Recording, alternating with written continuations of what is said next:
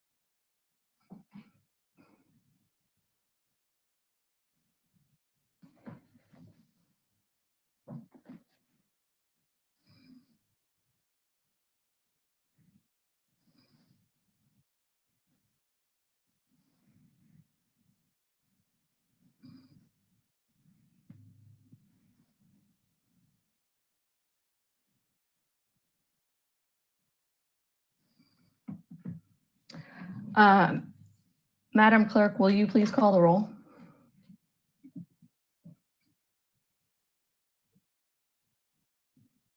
No, I'm sorry. She's actually making a copy of something. If you could just wait 20 seconds, she'll be back in the room. Is it a copy of something that you needed, Joe? No. Something that she needed. They're looking for you to call the roll. Thank you.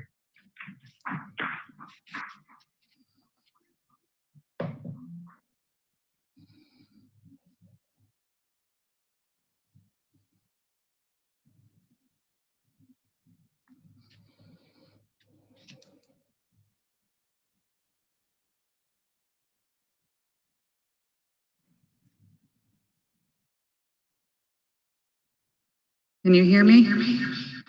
Yes, but you are very echoey.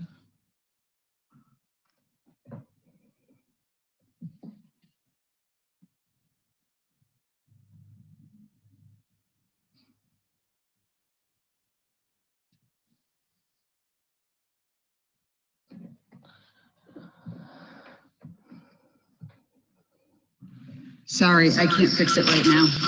That's fine. So Jamie Bova Here? in Underwood Segley. Here. Catherine E. Leonard. Angela McCalla. Here. Justin S. McLaughlin. Here. Jean Marie Napolitano. Here. Susan D. Taylor. Here. There's a quorum present, Madam Chair. Please stand for the Pledge of Allegiance. I pledge allegiance to the flag of the United States of America and to the republic for which it stands, one nation, indivisible, With liberty. with liberty and justice for all. Can I make a comment, please, before the meeting? Kate Leonard.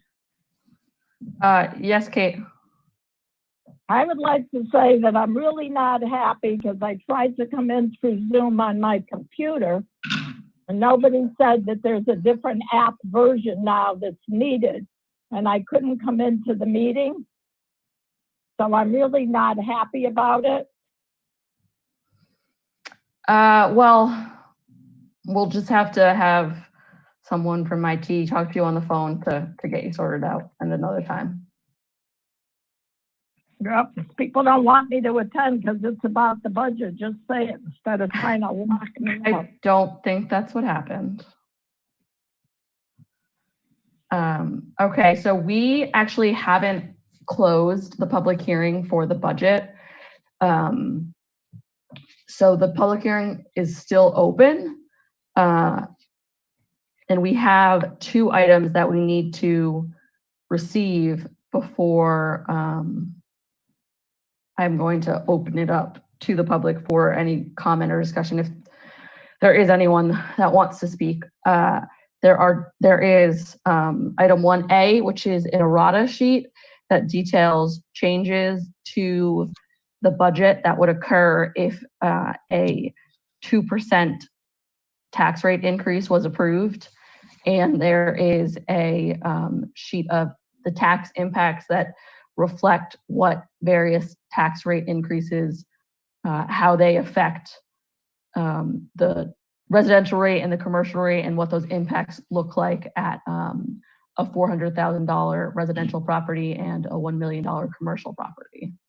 I move that we receive items 1A and 1B. Madam Chair, Susan Taylor, I second. Thank you. Is there any discussion on the receiving of these 2 items? Hearing none, I will do a roll call vote. Councillor Segley? Aye.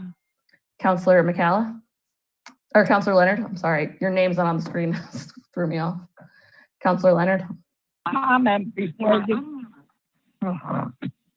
All right, you asked for any comments. I'd like to make my comments because I was muted. Okay. All right, we talked about the impact if it were 2% or 2.5% and the residential tax rate. I would like to say the following before we call for a vote. First of all, I'm looking at these numbers and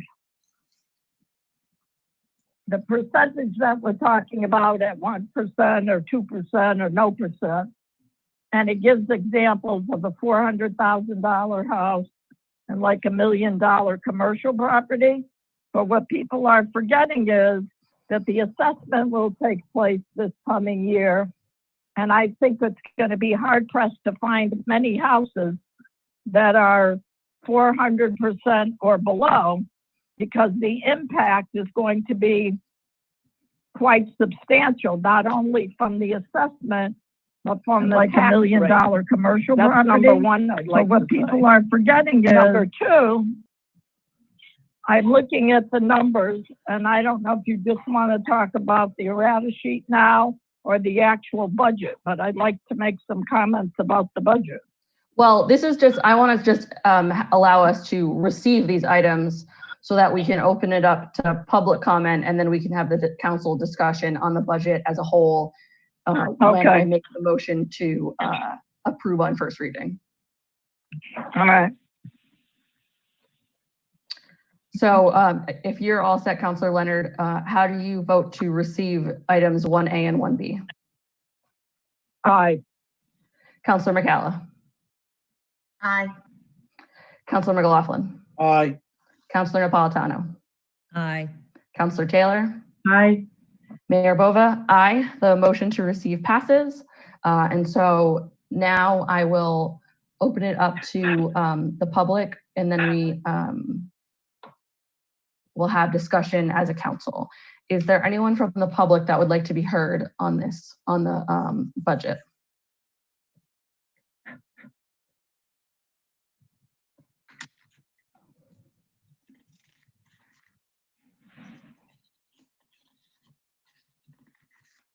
Yeah, this is Louisa Boatwright, Newport School Committee and 2nd Street. I'm calling in just on the school budget. I know you've received our budget at this point in time, right? You just Yes. received it. So, and we know it is a very difficult year. What I just want to make clear is that no, we don't know what the state's going to give us, and we don't know what you're going to give us, but we do have several increases this year from contracts and so on. So in going flat funding, if that's the direction that you go, we've requested 1.8 just because there's items that are adding into our budget this year, IT contract, the buses, the facilities manager, things like that, that will remain in our budget into the future. So we were trying to just get a little continuum of effort from the city as well. That's all I'd like to say. Thank you. Thank you. I believe we have another person. Can you please identify yourself with your name and address for the record? Hi, this is Noran Warner. I just wanted to say that I am very concerned that the town council in the city is not recognizing the fact that we are in unprecedented times. I think that business as usual in terms of increasing taxes, our own personal budgets are being hit. So we're looking for ways to cut things. And I do believe that this is a time that some very hard decisions have to be made. What is necessary and what would we like? And so I am very concerned to read in the paper that we're proposing a 2% increase. It seems to be a complete disregard for what's going on both financially and for personal budgets. Thank you for listening. Thank you. Can you please identify yourself with your name and address for the record? Yes, my name is Dan Musey. Can you hear me? Yes. I live at 99 Cogshell Avenue, Newport, Rhode Island. I'll just be very brief. I understand you are all in a position of authority, but you seem to have completely disregarded the context of what we've been living through as a nation, as a state, and as a city. We are now in the grips of a declining income from the mansions, which will probably only have 50% of their income. 100 visits from cruise lines will probably be either nil or 5 or 10.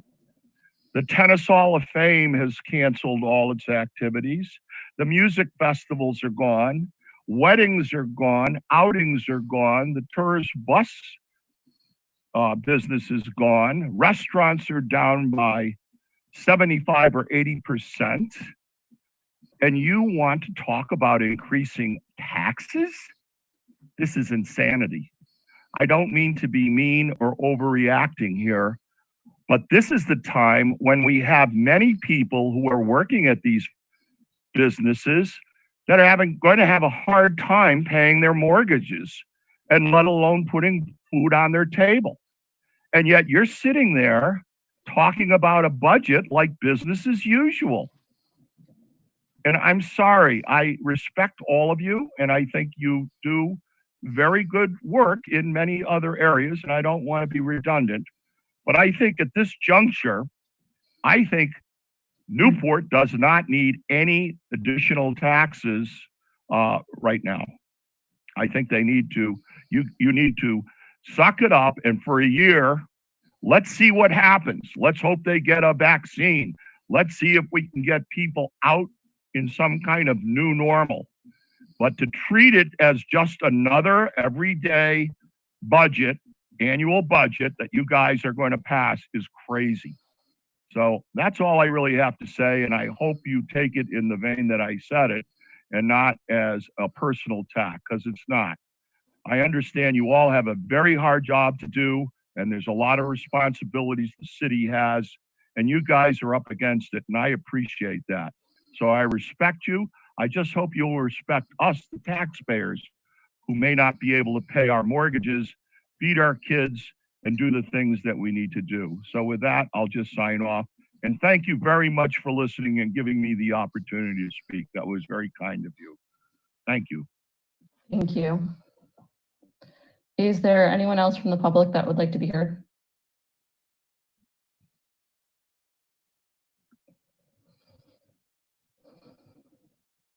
Can you please identify yourself with your name and address for the record? Hello, my name is Andrea Restrepo. I live at 126, 128 Spring Street.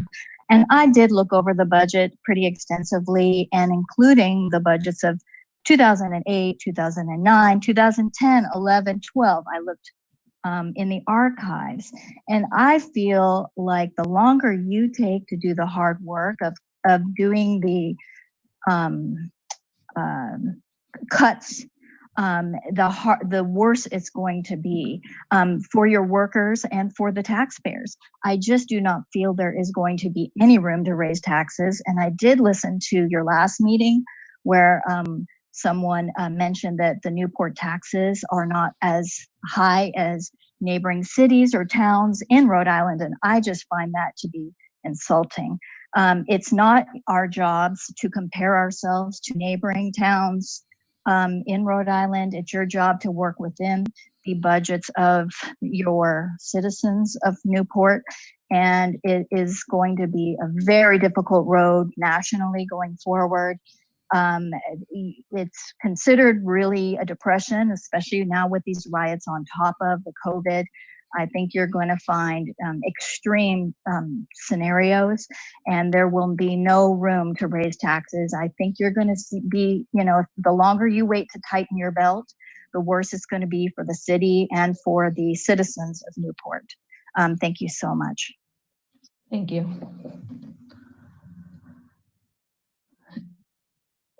Please identify yourself with your name and address for the record.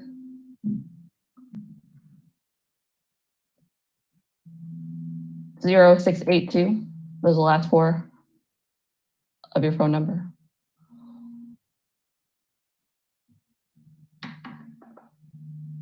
I'm sorry.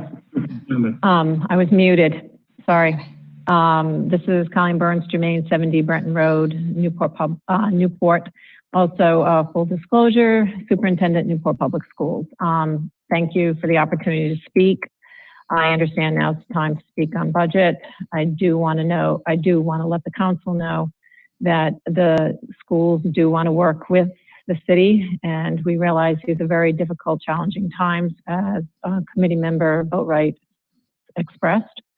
I also do want to point out that we are taking every measure possible to make sure that we are being responsible because of the uncertainty in the budget. But I would like to reach out to say, however we can work together with you, we would appreciate that. And we do know it's a very challenging time for our families and the community. So thank you. Thank you. Is there anyone else from the public that would like to be heard?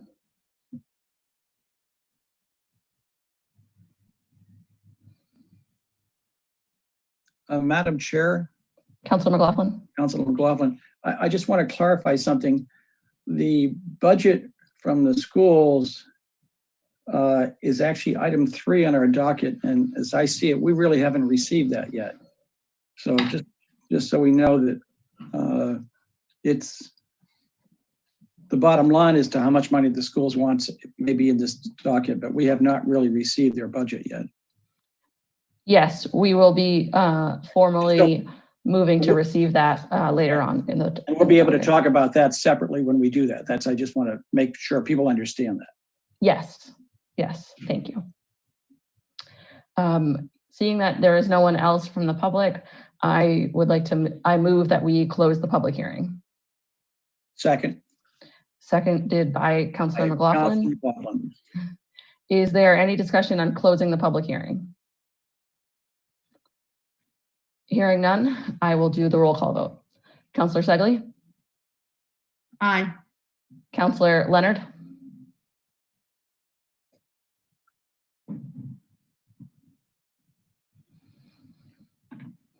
Councilor Leonard?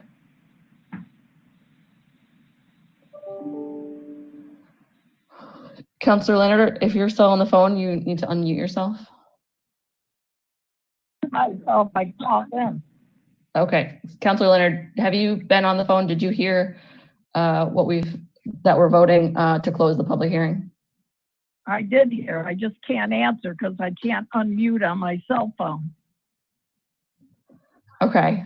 How do you vote? I vote aye, but I want to reserve my comments for when we finish up talking about the budget.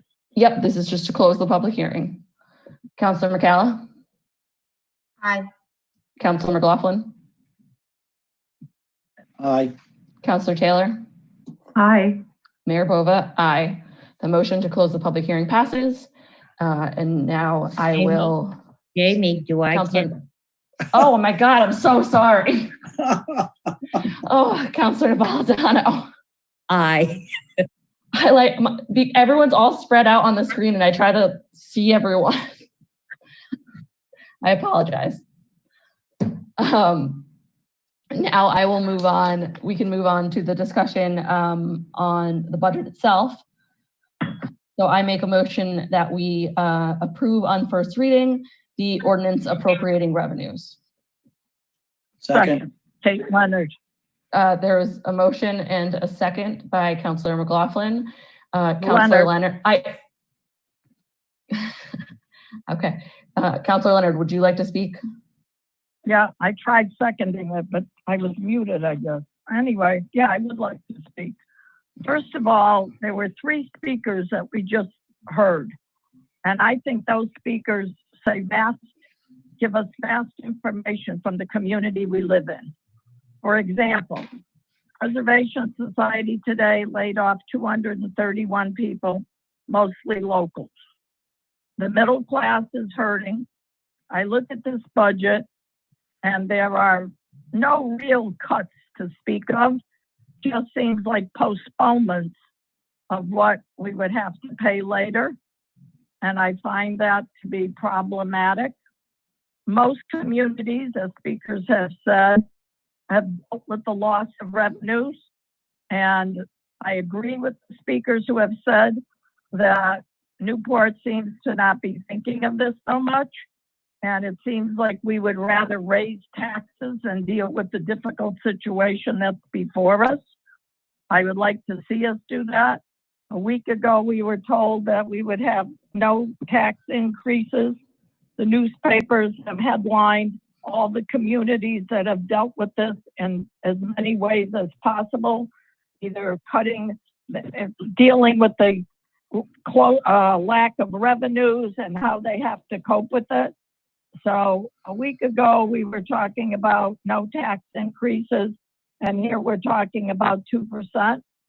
And I have to tell you, I think that reality is going to either set in today or on the second reading, or reality is going to hit us later. And I think it's time to deal with it now. And I just cannot support a tax increase at this time. The rest of the country is reeling from the loss of revenues, as are we, and even worse than other communities. And I think that it's time that the council dig in and work on how we're going to alleviate the problem and make sure that we protect our people, many of whom have lost their jobs, businesses that have great loss of revenues.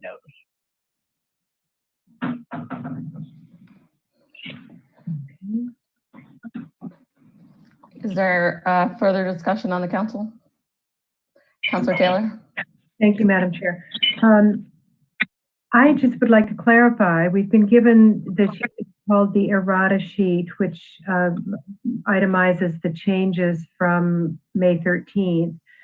And of course, it talks about the additional revenue with a 2% increase and how that additional revenue would be spent.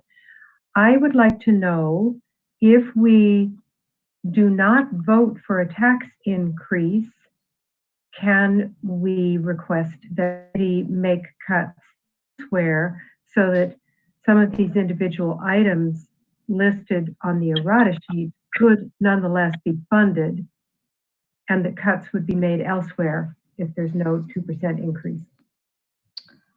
I believe that's a question that either the city manager or the finance director would be able to answer. Thank you. Laura, you want to take the first cut at it before I take the second cut at it, please?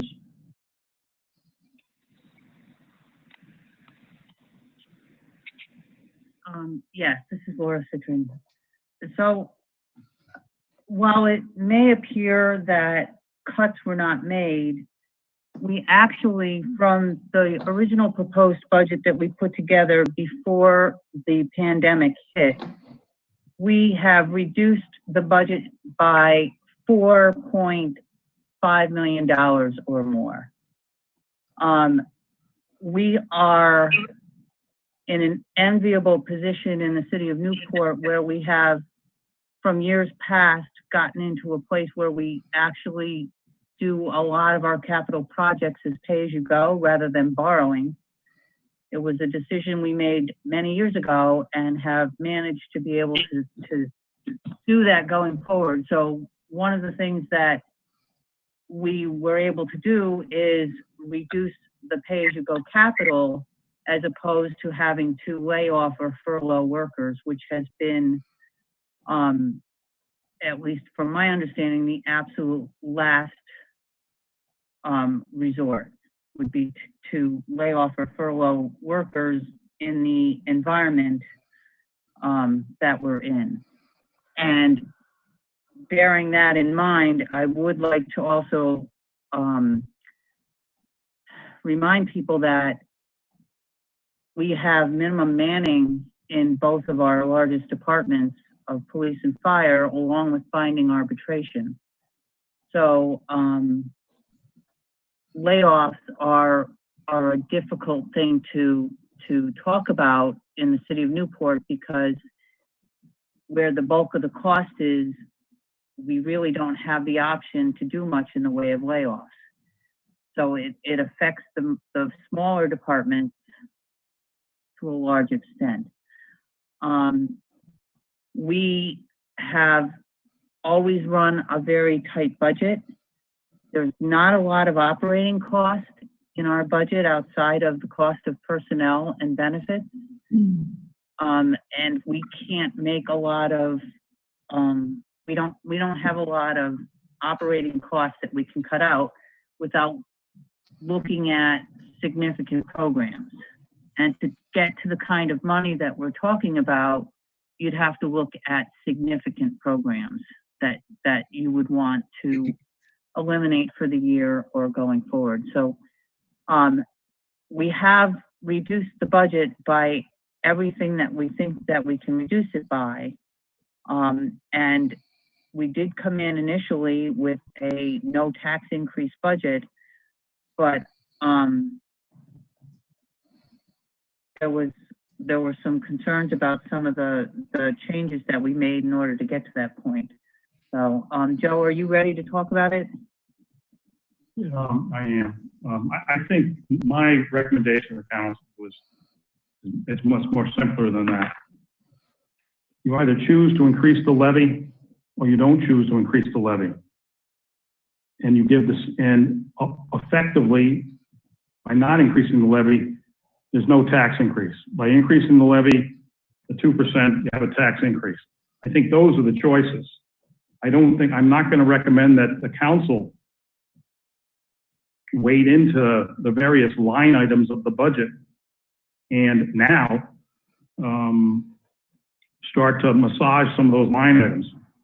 What I would recommend, if there are things like that, that going forward you think we should look at more in a more serious fashion in terms of not funding going forward, then I think we've got plenty of time to discuss that. Laura's right with regard to the largest cost centers that she just mentioned, but more importantly, I think this is an issue, there's a timing issue here as well. We need to get this budget done, and I think it's as simple as either increasing the levy or not increasing levy. If the council as a policy chooses not to increase the levy, we will work with the budget that we have in front of us. We will work with the funds that we have in front of us, and we'll just go from there.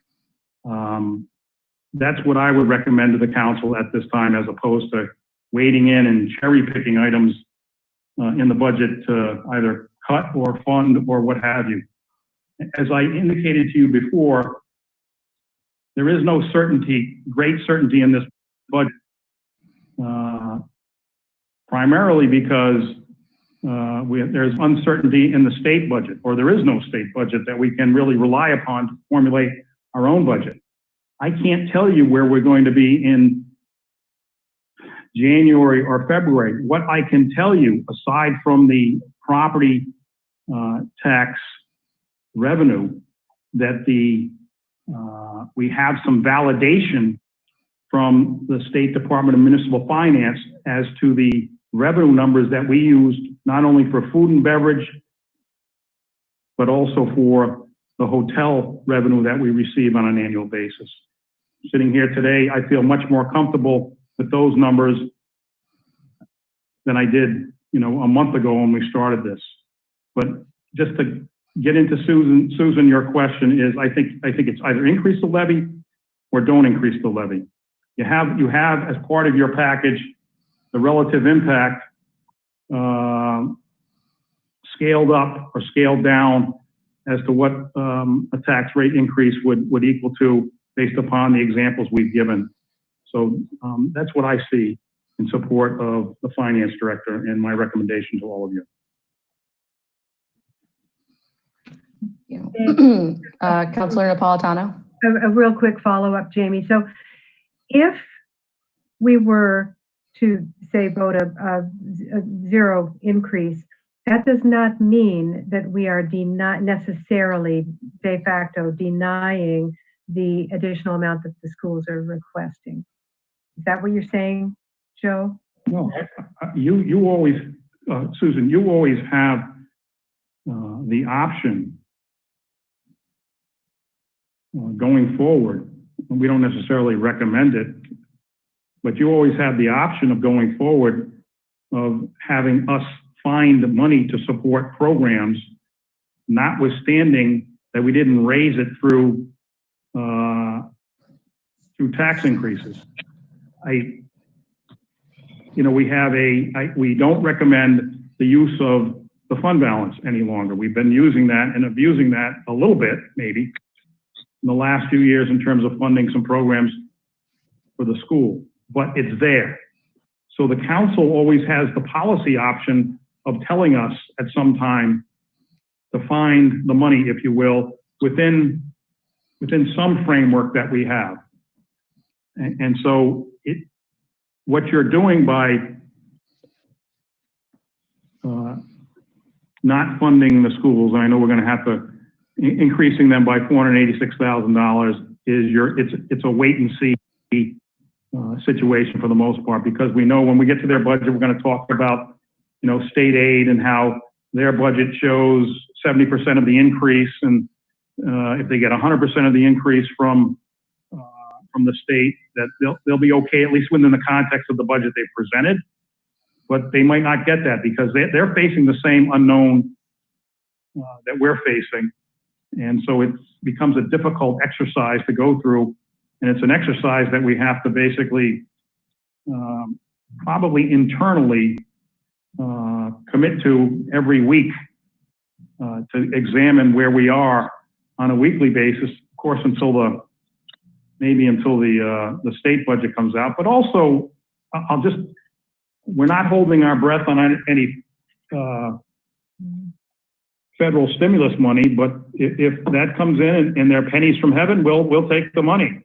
That discussion is still going on, and in fact, on June 5th, along with other municipal officials, we're going to be briefed by Senator Reed as to where those issues lie. And I think a couple of you will probably be on the phone as well, perhaps. But so there's still a lot of stepping off here until we get to a good level situation that where any of us are comfortable. I hope that answers your question. Thank you. Yeah. Councilor Napolitano.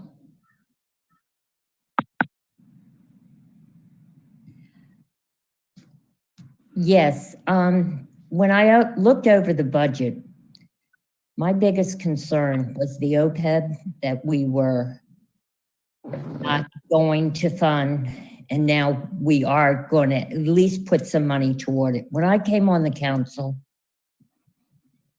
we were really in tough shape when it came to that particular funding.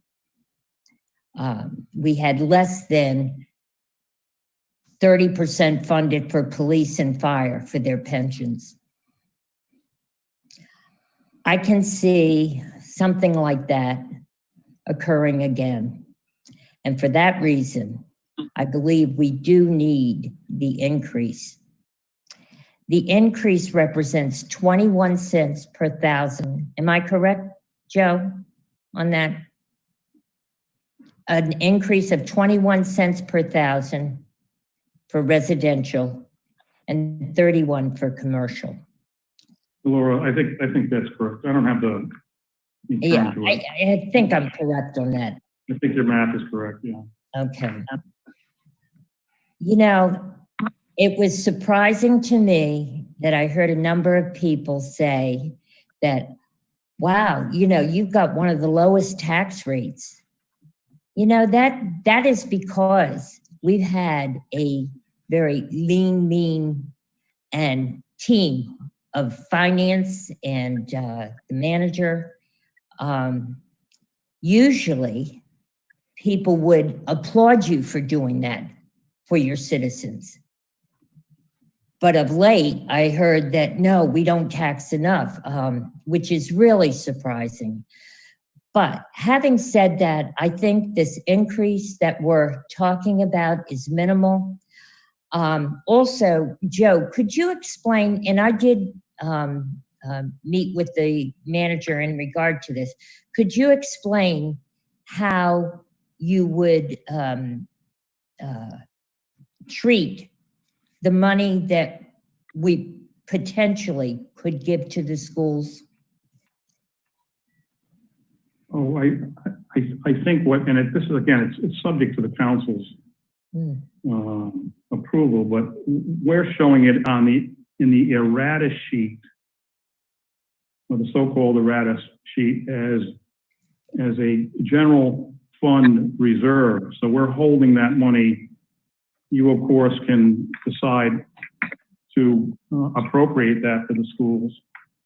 But I think, Laura, correct me if I'm wrong, but our recommendation is to hold that money in reserve, that in the event the school gets their 100%, let's say, of state aid, then they're, at least upon what they've presented, that's about $400,000, I believe. And so they've kind of washed themselves out of the need. And I know that that's a very relative comment. So that 486, subject to the council's approval, we could flush it back into something else. Just by way of example, since we're talking about the OPEB, which we've had defunded in the amount of $820,000 at the original thought process in this, we could then maybe, I'll call it for lack of a better phrase, level fund it back to the 820, because we would have already added $410,000 back into the contribution that we had defunded in the original proposal that we made to you. So that's one of the thoughts. Again, this is something that is subject to the council's policy determination, as all of this is. And I want to make clear, this is the council's policy decision. We've presented what we thought was, in this difficult time, what we thought was the right thing to do based upon a staff level. But you guys drive the bus here, and we'll do what you tell us to do in that regard. Can I also mention that I know it has been said that the city could look at cuts. We have a fire department of approximately 90, 3 shifts, wooden buildings, a lot of people usually in town. Of course, we're going through the COVID right now. We have 60 people on the police department. These are 24-hour-a-day jobs. I do think Laura's right. I think we'll squeeze it from the lower end if that's what the council recommends. And that would be so unfortunate because I think by and large, the city has been lean and mean. And I certainly, as I said before, the OPEB, I just can't understand why we wouldn't even attempt to fund it.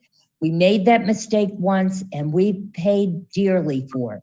We've been on track ever since I think 2002. It just would be a shame. Well, if I may, it's Joe Nicholson again. I want to be clear on the revenue, general fund revenue page. There's the second column, if you will, is the state and federal aid. And I'm just going to reflect on something that Councilor McLaughlin, the comment he made at either the last meeting or the meeting before. You know, we get pilot money from the state of Rhode Island, payment of lieu of taxes. And we're showing it as we always show it as, you know, approximately $1.5 million receipt of revenue. We don't know what we're getting from the state of Rhode Island. They have extreme budgetary stresses. We have budgetary stresses, but those are much larger than ours, and we receive quite a bit of revenue from them, and it works across the board. It works across the board on the formula for you know, the other revenue sources we have. So I'm not saying to any of you that we're done with dealing with this budget. We have other mechanisms that, and as Laura said, we don't recommend looking at furloughs or layoffs.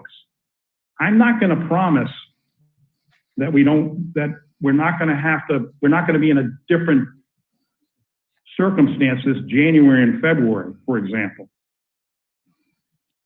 But right now, right this week, we're comfortable with this budget, but we have still a lot of work to do and a lot of scrutiny that we have to do going forward with this budget, regardless of what the council decides to do. And it's because of these other unknowns. And that's been my theme in the last couple of times we spoke, and it's no different from what some of the callers or the members of the public are commenting on. You know, there's some unknowns here, a lot of unknowns. Thank you, Joe. I'm actually going to make a comment as well about the budget. You know, I think that it's our duty to look at how we as a city provide services for our residents, and that includes the schools. And it's really important that we fund the schools in a way that allows us to keep educating our kids. And I think that the increase of 2% will allow us to do that. And, you know, it will allow us to keep our OPEB cut lower. We're still cutting it by $410,000, but it's not the 820 like Joe said. It'll allow us to keep our union contract commitments. It will allow us to fund our schools. It will allow us to keep the city going. But there are still cuts. There's I don't want, people have said that they can't believe that we're not making cuts. We are making cuts. We are still cutting $410,000 from our OPEB contribution.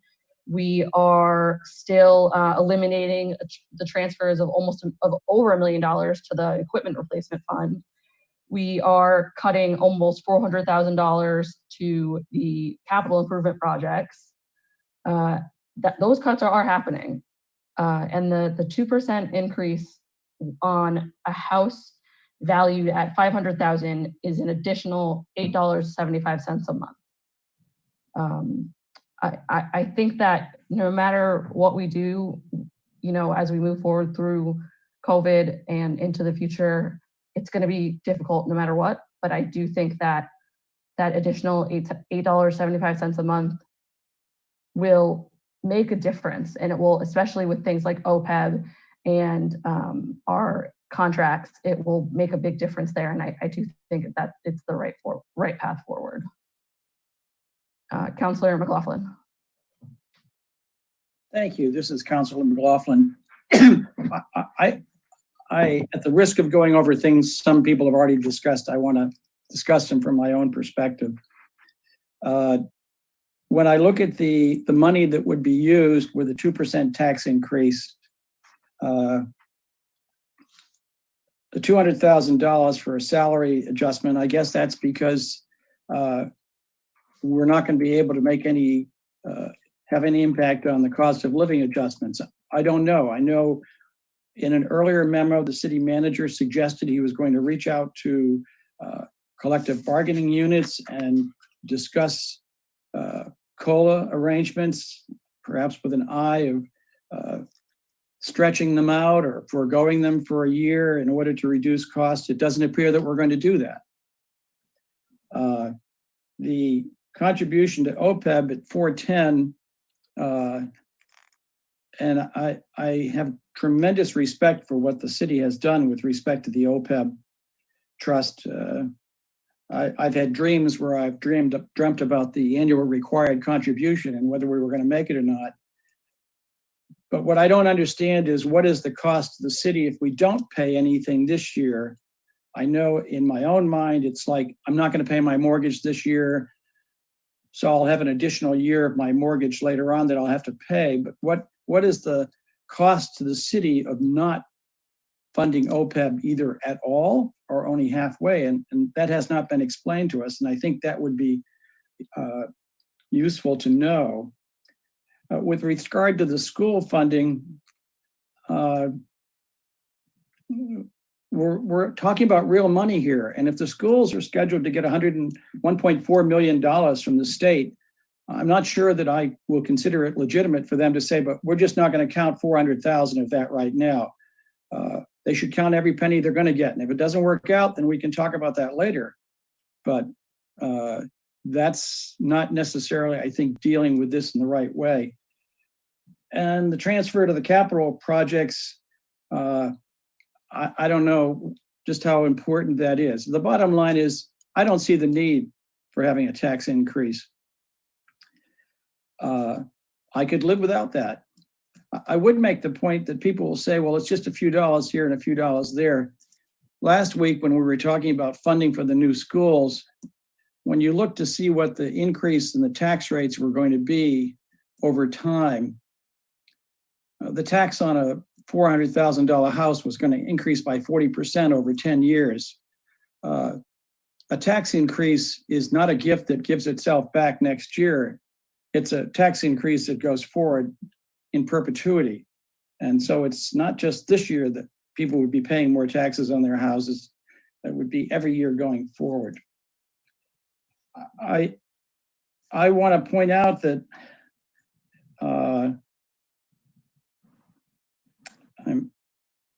there are some interesting items in our budget, and one of them is the overtime for the fire department at $917,000. Or in the police department, overtime of $245,000.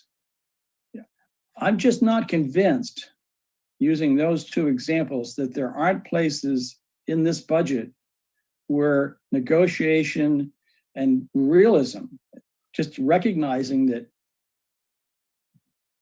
this may not be the year in which you want to incur more expenses, that you should be looking to achieve as many savings as you can to be in the best possible situation as we move forward. So just as and with respect to some of the things that people say we're cutting things, if we're not going to pave a road this year, that's not a cut. that we're just deferring maintenance until the future. I mean, I'm arguing against myself now, but I don't want to deceive people into thinking, oh, we're cutting. The OPEB is a liability we're going to have to pay eventually. The vehicle replacement that we've cut, that's money we're going to have to raise someday in order to replace vehicles. Now, whether we should replace the vehicles over a longer period of time is something that we should perhaps discuss, but I'm not sure we fully understand on the council how that vehicle replacement process works, except I know last year when we bought a fire engine, we didn't have to raise taxes to do it because the money was already in the account. So I'm just, at this point in time on this issue, weighing in on, I'm not in favor of increasing the tax rate this year. I think that we should be looking at each one of these items and saying, is this something we really need to do? But I would be interested to hear, what is the cost of not funding OPEB at all, or only funding it halfway? I mean, maybe there's an argument there where we should increase taxes so we can fully fund OPEB, but we haven't heard that argument. So I'd be interested to hear a discussion on that issue.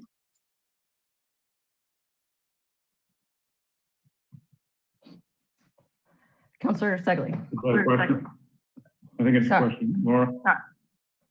Laura Citron, you there?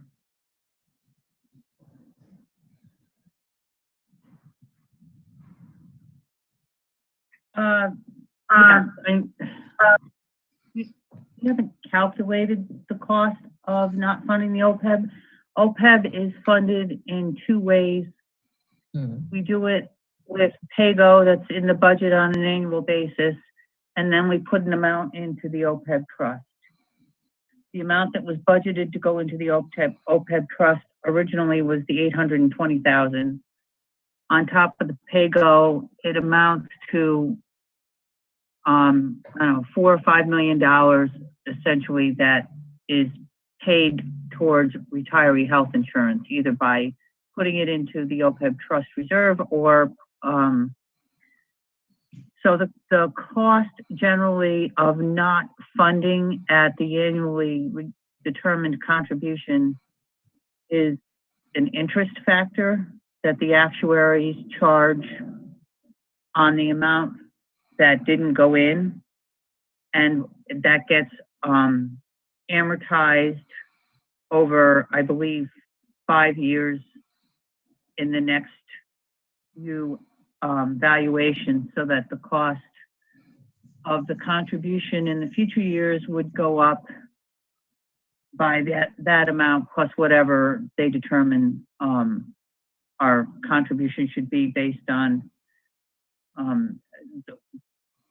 actual versus actuarially assumed assumptions.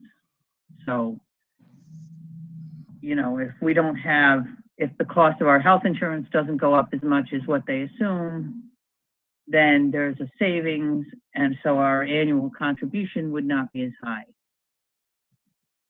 That's an example of one of the assumptions that affects an annual determined amount.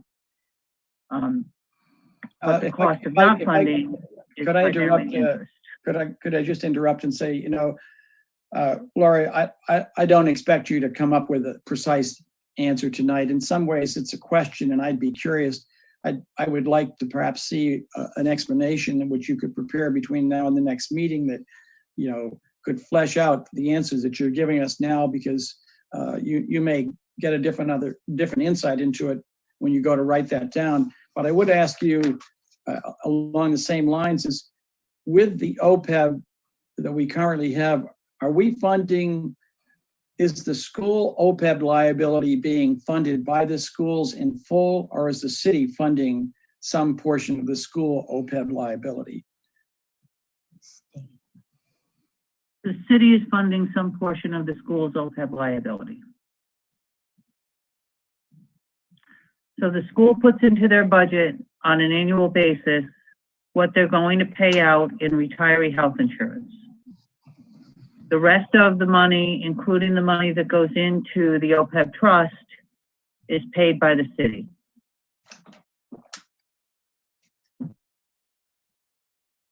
Thank you.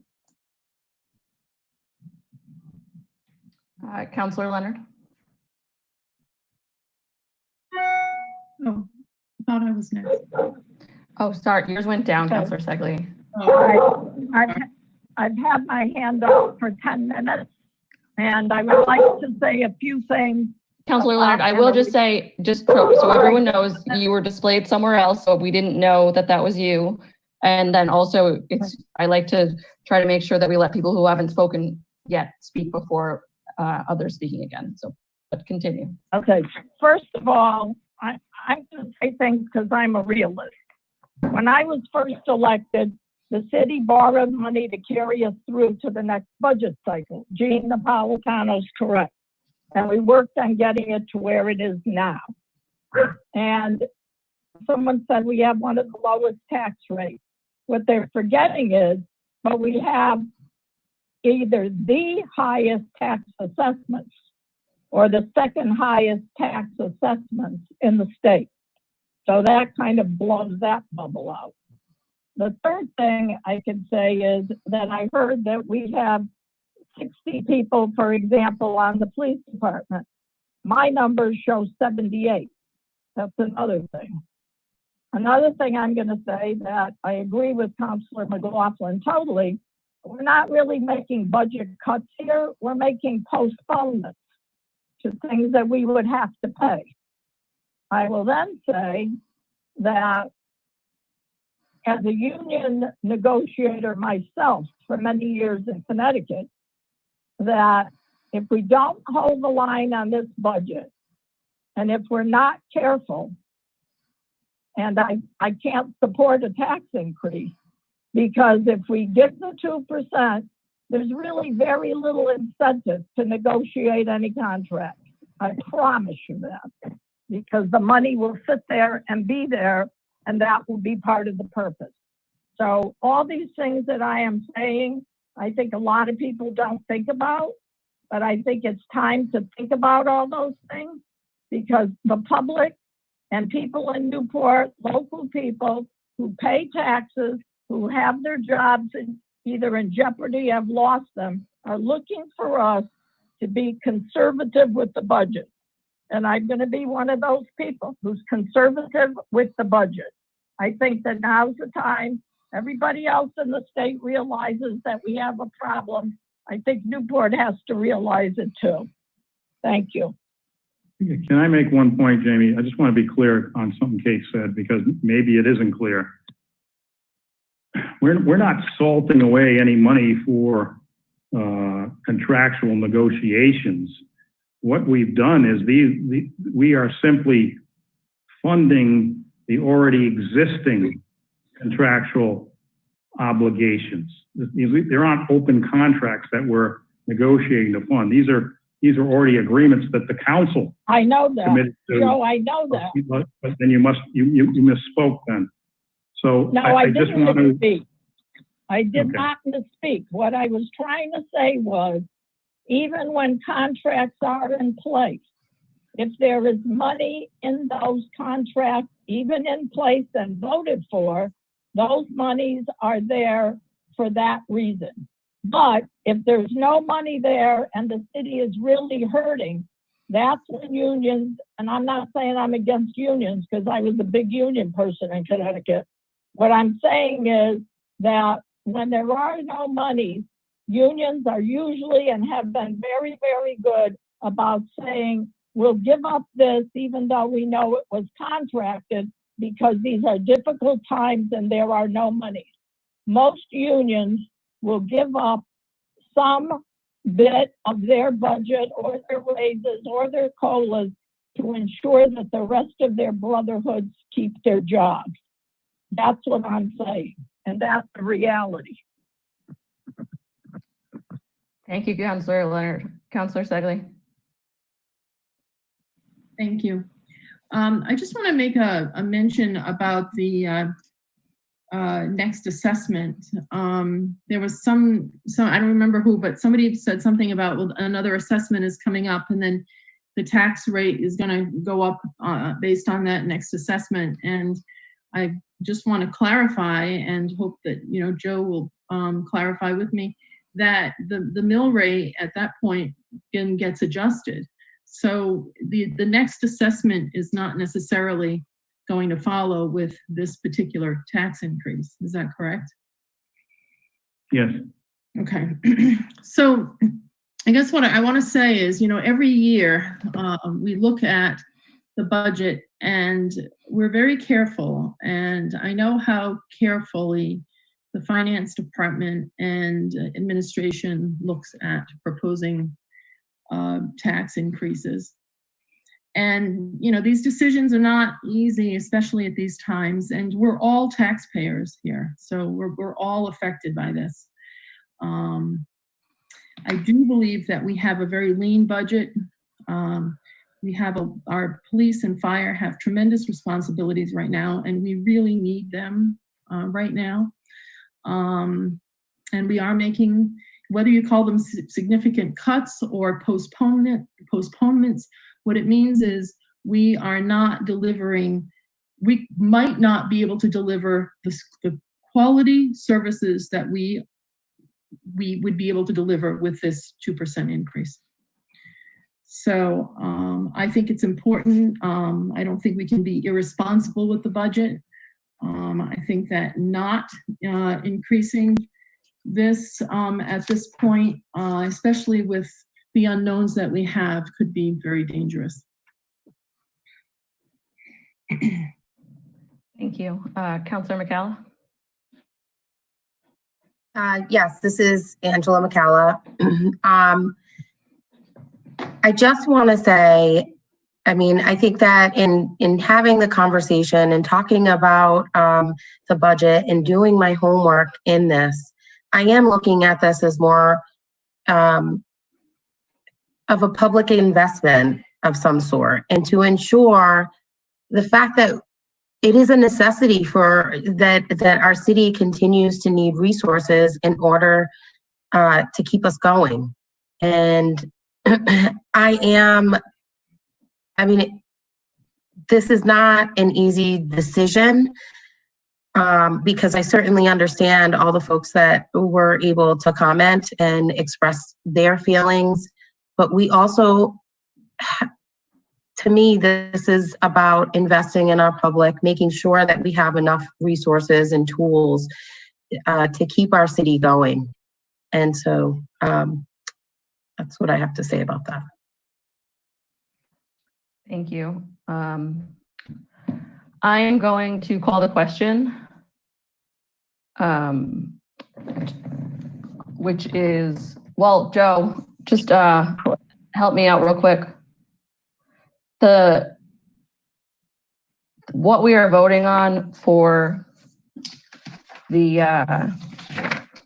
item 1C, which is the ordinance appropriating revenues, does that need to be amended No.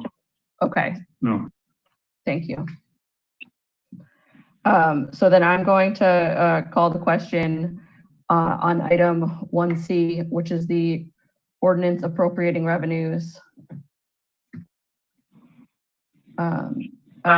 Councilor Leonard, did you have your hand up? Yeah, I did. First of all, I want to make sure what I'm voting on here. And second of all, when I heard the comments about, well, when the assessments came up, we adjust the mill rate. Councilor Leonard, we've been over the assessment multiple times. Okay. But I couldn't have my hand up and I wasn't called on. I'm just telling you, I want to make one comment before you tell me what we're actually voting on. I can tell you that sometimes, even though the levy is there, we have gathered extra funds by not lowering the mill rate as much as we could. I will say that. Thank you. Councilor McLaughlin, did you also have something to say? Yes, I'm a little bit confused because what was before us last week did not include a 2% tax increase. So I would suggest that we actually have to amend the budget document that has been before us since the 29th of April, or whenever it was first presented to us, to include the information that's provided separately by the city manager since the last meeting. So, well, that's, I thought the manager said we didn't have to, and I just want to Yeah. clarify that.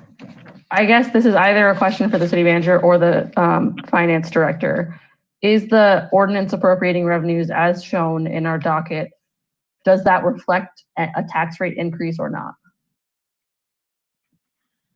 Laura, could you unmute yourself and just confirm the matter, please? Yeah, so the ordinance that you have before you that has not been voted on yet includes the 2%, it includes everything on the errata sheet. So it includes the 2% tax increase plus the 18,000 for AIPC. Thank you. Councilor McLaughlin, did that answer your question?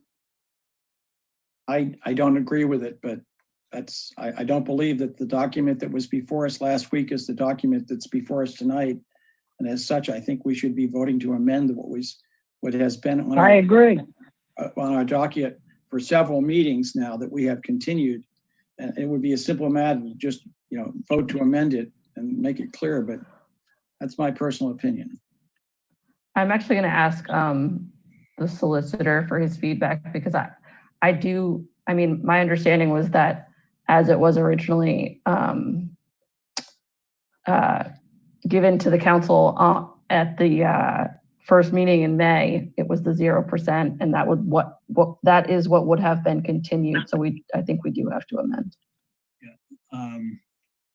I think just to be cautious, you would amend it. You've already received the errata sheet and the tax impact, so you could, that's all part of the new, what's before you on this docket. So I would amend it to include what you have before you right now. So then I'm going to make a motion to amend the ordinance appropriating revenues to reflect a 2% tax increase. Second. There's a motion and a second by Councilor Segley. I know that Councilor McLaughlin, your hand is still up. I didn't know if you still had comments. I'm going to take my hand down now. Thank you. Councilor Taylor? Yes, I just wanted to explain my ultimate vote. I have been very persuaded by the speakers who talked and spoke, and I think that given the current economic situation, I'm not inclined at this time to vote to raise the tax rate. However, we have not yet received and discussed the school's budget, and I do not want my vote against an increase in the tax rate to be construed that I do not support additional funding for the schools. And I'm voting this way because I am assured by the city manager that he will work with the budget that we approve. Thank you. If there's no further discussion on the amendment, I will call the question on that. This is to amend the ordinance appropriating revenues. Councilor Segley. Aye. Councilor Leonard. Nay. Councilor McCalla. Aye. Councilor McLaughlin. Nay. Councilor Napolitano. Aye. Councilor Taylor. Nay. Mayor Bova. Aye. The motion to amend the ordinance passes 4-3. And so now we have in front of us the ordinance as amended. And so I will call the question on that. Councilor Segley. Aye. Councilor Leonard. Nay. Councilor McLaughlin, McCalla. Councilor McLaughlin. Nay. Councilor Napolitano. Aye. Councilor Taylor. Nay. Mayor Bova. Aye. The motion passes 4-3. The next item on the docket is item 1D, which is the ordinance amending Title III personnel which is the ordinance that reflects all the changes to personnel that happens with the new budget. And I don't know if this would have to be amended to reflect the 2% increase. I don't know if that impacts this. No, It does not impact this? no. Okay, thank you. Counselor, well, I make the motion to approve. Second. I make a motion with a second by Counselor McLaughlin. Is there any discussion on the council? Counselor McLaughlin. Thank you, the Council McLaughlin here. I wanted to ask the city manager if he would just address some of the changes that are in this, which we haven't yet discussed. Namely, the 1, 2, 3, 4, 5, 6 positions that seem to be being eliminated and the 1 position that's being added. So we're adding a deputy finance director position, and I guess we're eliminating a senior accountant position. So is that correct? Yes, and that's just a title change. A title change, if you will, Justin. The senior accountant, you identify him as Jim Nolan. We're just renaming the position deputy finance director because that's exactly what he does. Am I correct, Laura Citron? It's just that we discussed this. There's no, yes, it's just a title change. But please, Laura. So he was previously promoted into a level 10 position, and we're just changing the title? That is correct, Justin. And then the other items that are listed, you know, the WPC engineer, is that position being eliminated? I mean, it's lined out, so. No, there's some shuffle around, if you will, in that enterprise fund. There were some issues that we dealt with. These are really cleanups from last year as well. I can't really identify that one very well, but it's simply a cleanup that the Julia Forge had indicated we needed in terms of personnel. The next one that's lined out is the beach manager, recreation supervisor. Yeah, that if you recall, I do know about this one pretty well. If you recall, we subsumed that job into the recreation administrator's job. We had separate items for that before, but we created the recreation administrator, who not only handles the beach but handles the myriad of recreational activities that we have, the camps and things of that nature. Okay, so that would be the recreation and beach administrator. And the next item is the computer manager, which is crossed out. Yeah, computer manager, we, as you're aware, we outsource IT to Custom Computer. And so we have Jim O'Halloran is our in-house IT director. So we eliminate that also, if I'm correct, Laura Citron, got subsumed within Custom Computer. And again, it's just a cleanup of the personnel ordinance that we go through every year. Could you confirm that, please? No, Just wanted to confirm that. that position, the person was working in the police department under the IT department and had been for a while. The person retired in December. And because that position is in NEA, it was converted to the IT department needs more administrative assistance than they do anything else. So the position was, with the agreement of the bargaining union, converted into an administrative assistant position within the NEA union. It remains in NEA. So Okay, they're just completely wrong. Okay, thanks. Yeah, these are all cleanup. These are all cleanup. Well, that's fine, but to somebody looking at the budget, this looks like you have eliminated 5 positions. And I'm just trying to clarify whether that's true or not.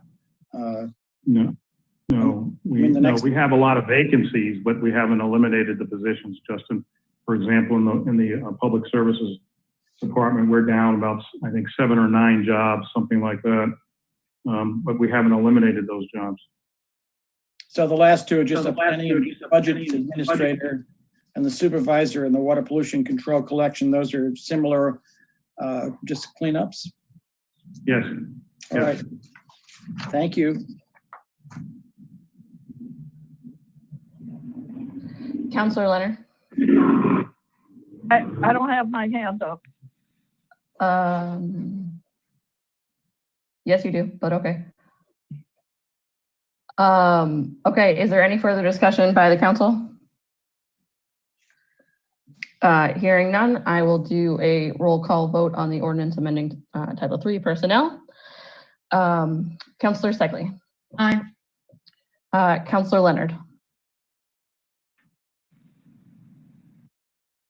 Nay. Counselor Michaela. Aye. Counselor McLaughlin. Nay. Counselor Napolitano. Aye. Counselor Taylor. Aye. Mayor Bova. Aye. The motion passes 5-2.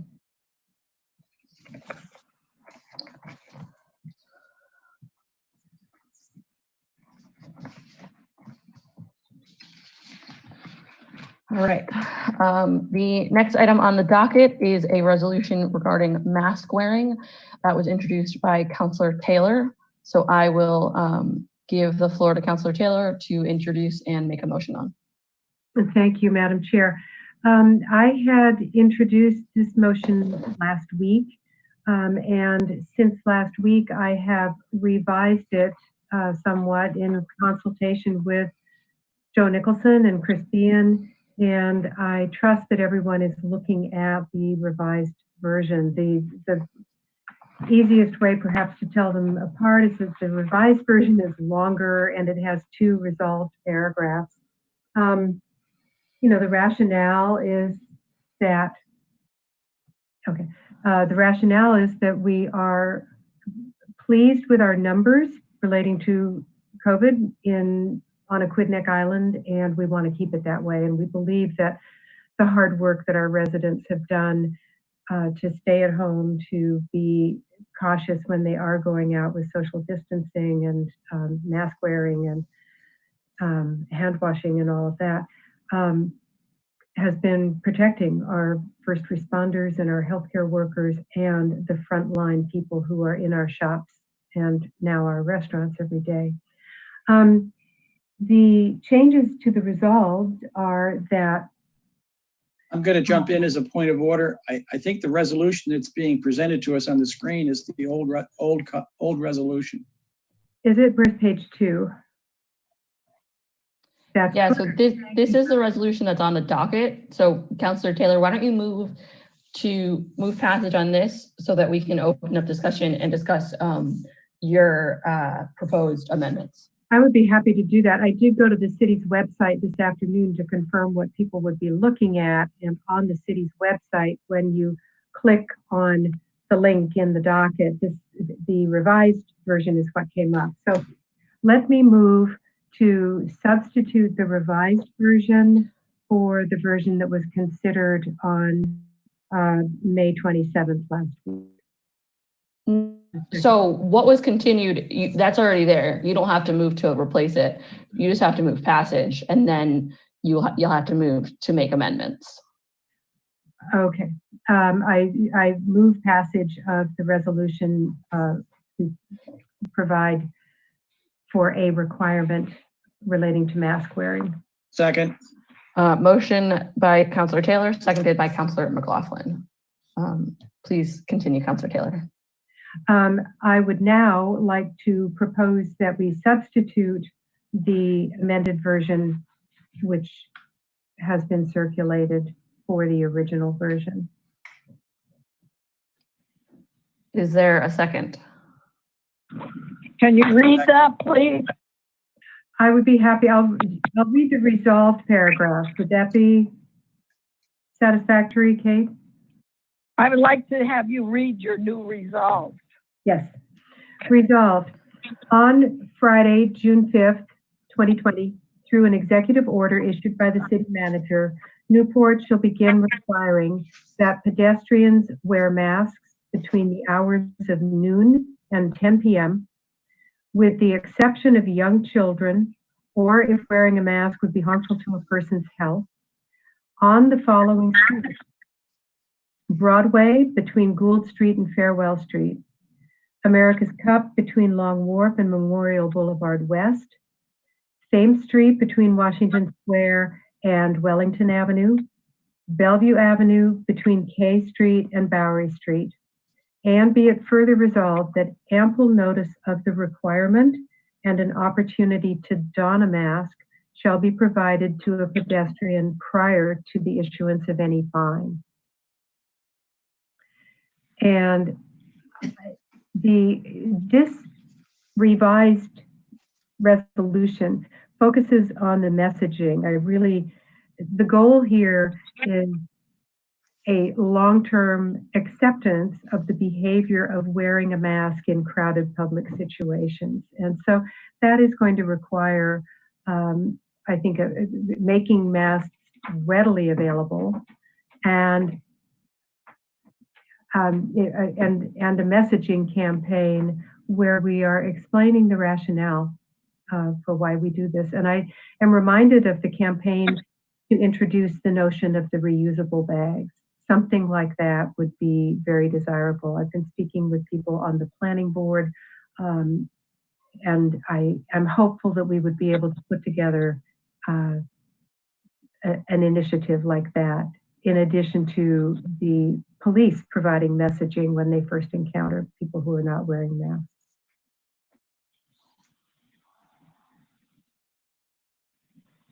So is there, Jamie, you're muted. Yeah, thank you. Is there a motion then on the floor to substitute the amended resolution to the original? I seconded. Yes, that motion is, yeah, you introduced the motion and it was seconded by Councilor McLaughlin. So is there discussion by the council on the proposed amendments to the resolution? I can't, Madam Chair. Councilor McLaughlin. This is Councilor McLaughlin.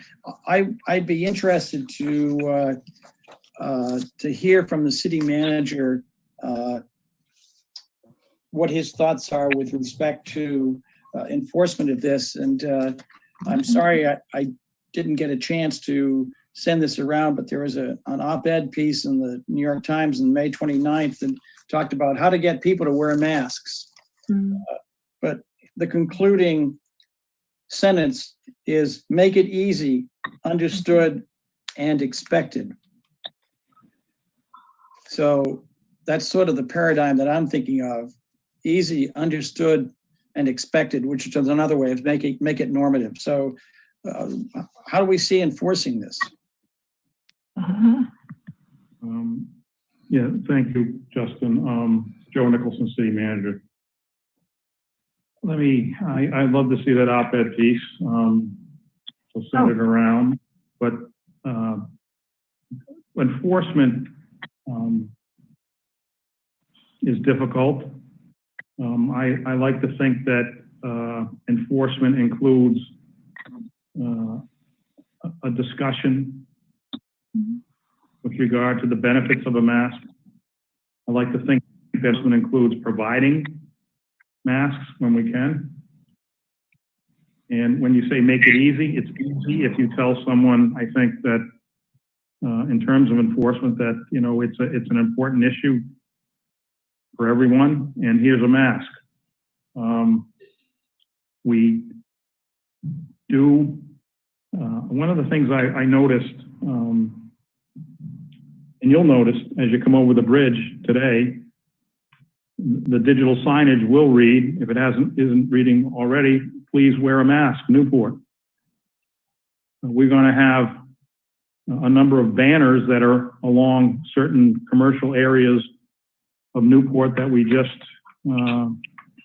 procured within the last or we're procuring those tomorrow, I think, that try to message the need for wearing masks.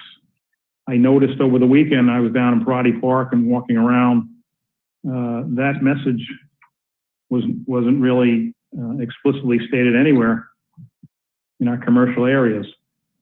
So I hope to improve upon the message. I think that's part of enforcement, and I also hope that if I was to give a strict answer to this, I would say, well, you get a warning, and then if you don't comply with the warning, enforcement is a fine. But I don't necessarily, I'm going to suggest to you all that we have the bandwidth completely to concentrate, particularly in these times, to concentrate on this one issue. We need to make a big push on convincing people of how important this is, and if it means that we have staff out on the street walking and having that discussion with people to urge them the importance of wearing a mask, then that's exactly what we're going to do. Enforcement is difficult.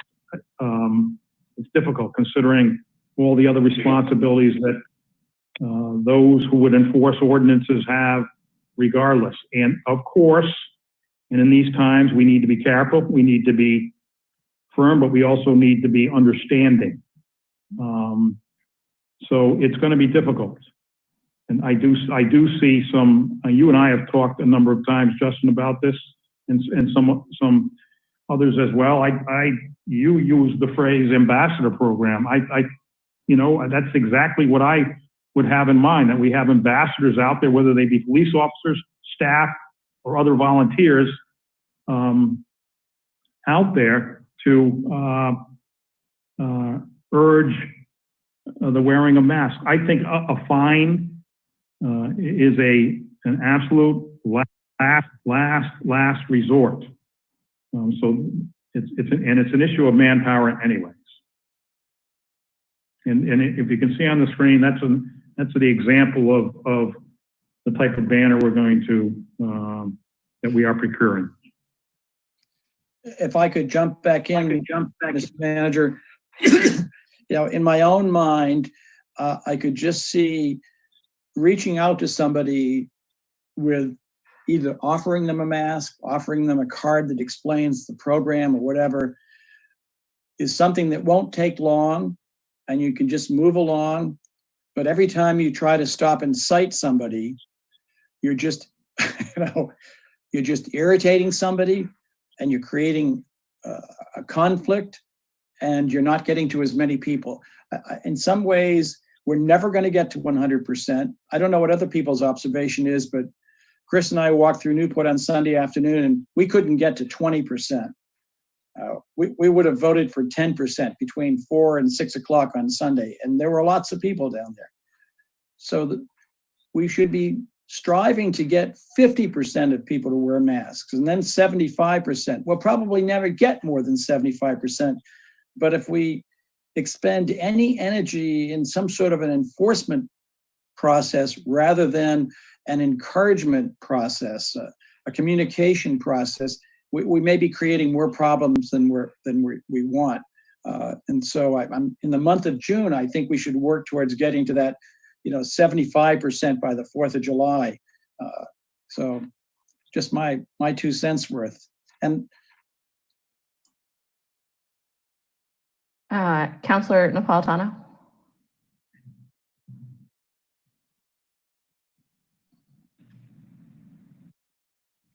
It's Kate Leonard.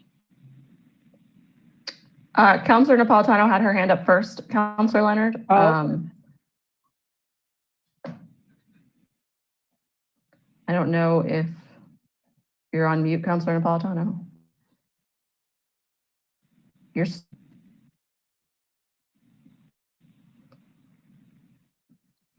I think that Councilor Napolitano may not be able to take herself off mute.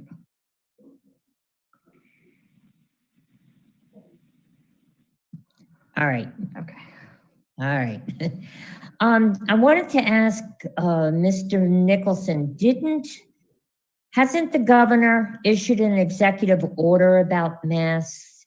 And actually, you know, I do believe that people should use masks, but I understand where Mr. McLaughlin's coming from, because we don't have the wherewithal to enforce it. A much easier way would be through the messaging, through the handing out of masks. I think we get a little bit better compliance on it. Joe Nicholson, to answer your question, Gene, the governor issued an order that indicated that effective Friday, May 8th, any person in a public place needs to wear a face covering or a mask. Okay. She then delegated to the Rhode Island Department of Health the authority to make and enforce any rules and regulations necessary to implement that order. The problem that I see is while the governor has made it mandatory, and this is not a criticism, it's an observation, that she left it to the Rhode Island Department of Health, the need not only to craft the regulations to enforce that order, but also that they are from a state perspective, they are the enforcers, but they have little or no bandwidth to enforce that mandatory order. So the thought process here is simply making it more, I think I'm going to describe it as making it more intimate, making it more local. You know, government cannot be perceived as having a heavy hand in anything, particularly now. So we've got a lot of work to do. If indeed you pass this resolution, we've got a lot of work to do to try to get the compliance. I'd like to get the compliance one way or the other, and having an executive order that has the oomph behind it, the gravitas of the local government behind it in terms of calling it, enforcing it, I think is important if we're going to try to get compliance. And I'm admitting right now that we will have a lot of difficulty, and it's not going to be heavy-handed. It's not going to be a big push, but we will concentrate on getting compliance. And I think that's all that we can hope for. I want to just make one other comment about the resolution, and I think the observations of the difficulty of, and I'll just use an example. There ain't no social distancing on a nice sunny day in June or July or August on Thames Street, for example, or America's Cup Avenue. It's an oxymoron. It doesn't exist. The narrow sidewalks, and my observation is no different than Councilman McLaughlin's observation the other day. I characterized it, 2 weeks ago as on Thames Street, maybe 1 or 2% compliance. I saw a different paradigm on Cliff Walk, for example. I was actually pleased, but we're not getting anything like that down on. I'm just concentrating right now on the Thames Street, America's Cup corridor, because that's where I make most of my observations, and we just need to impress upon people the need to wear face masks. This is simply a mechanism to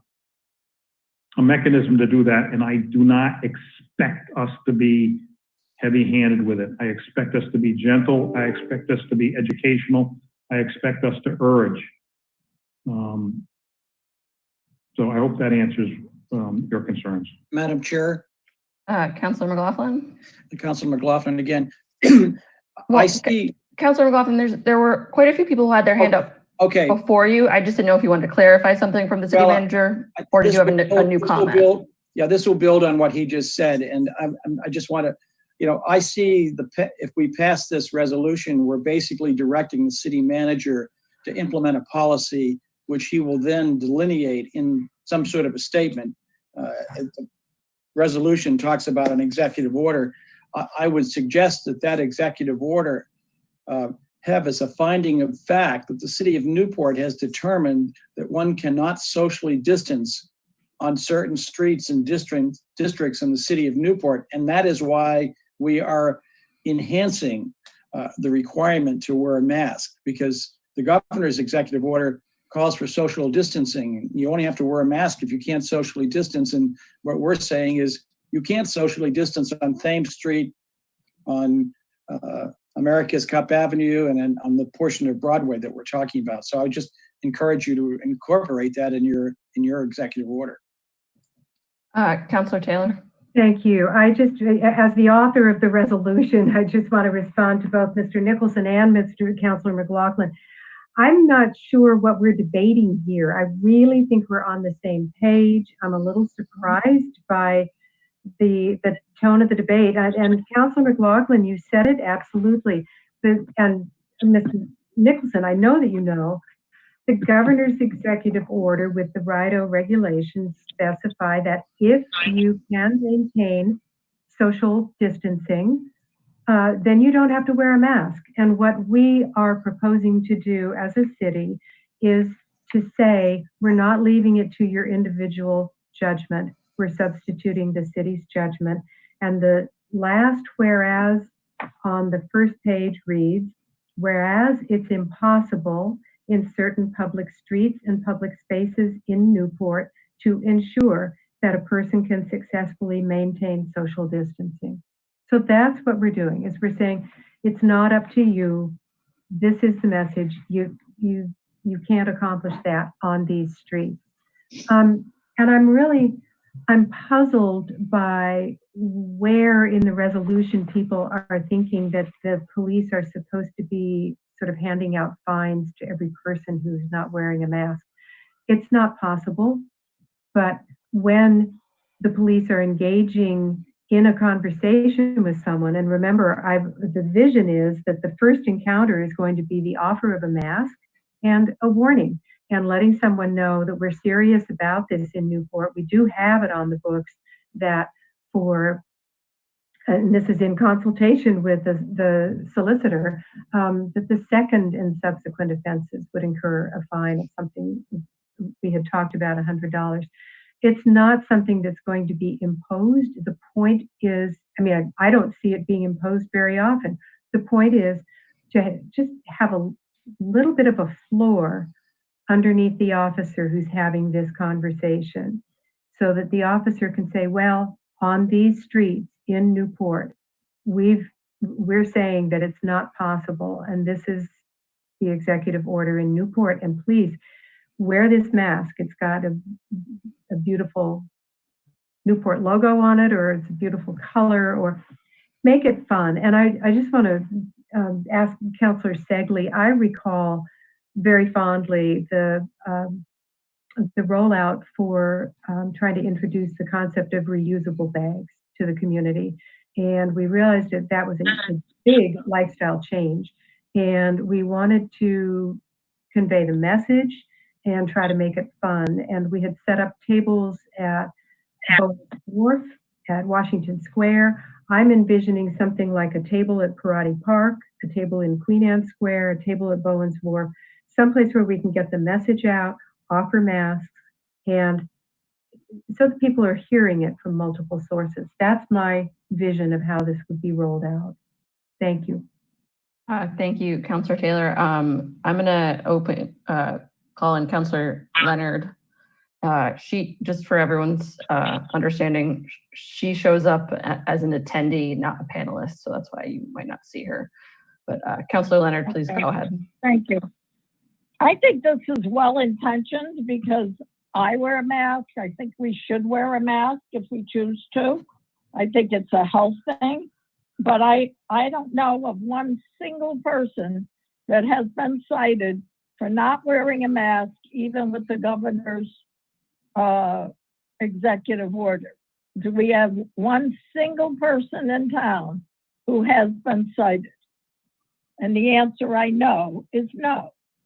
So taking that into account, that we haven't cited anybody, but it's really, I'd love for it to be enforceable, but it's not.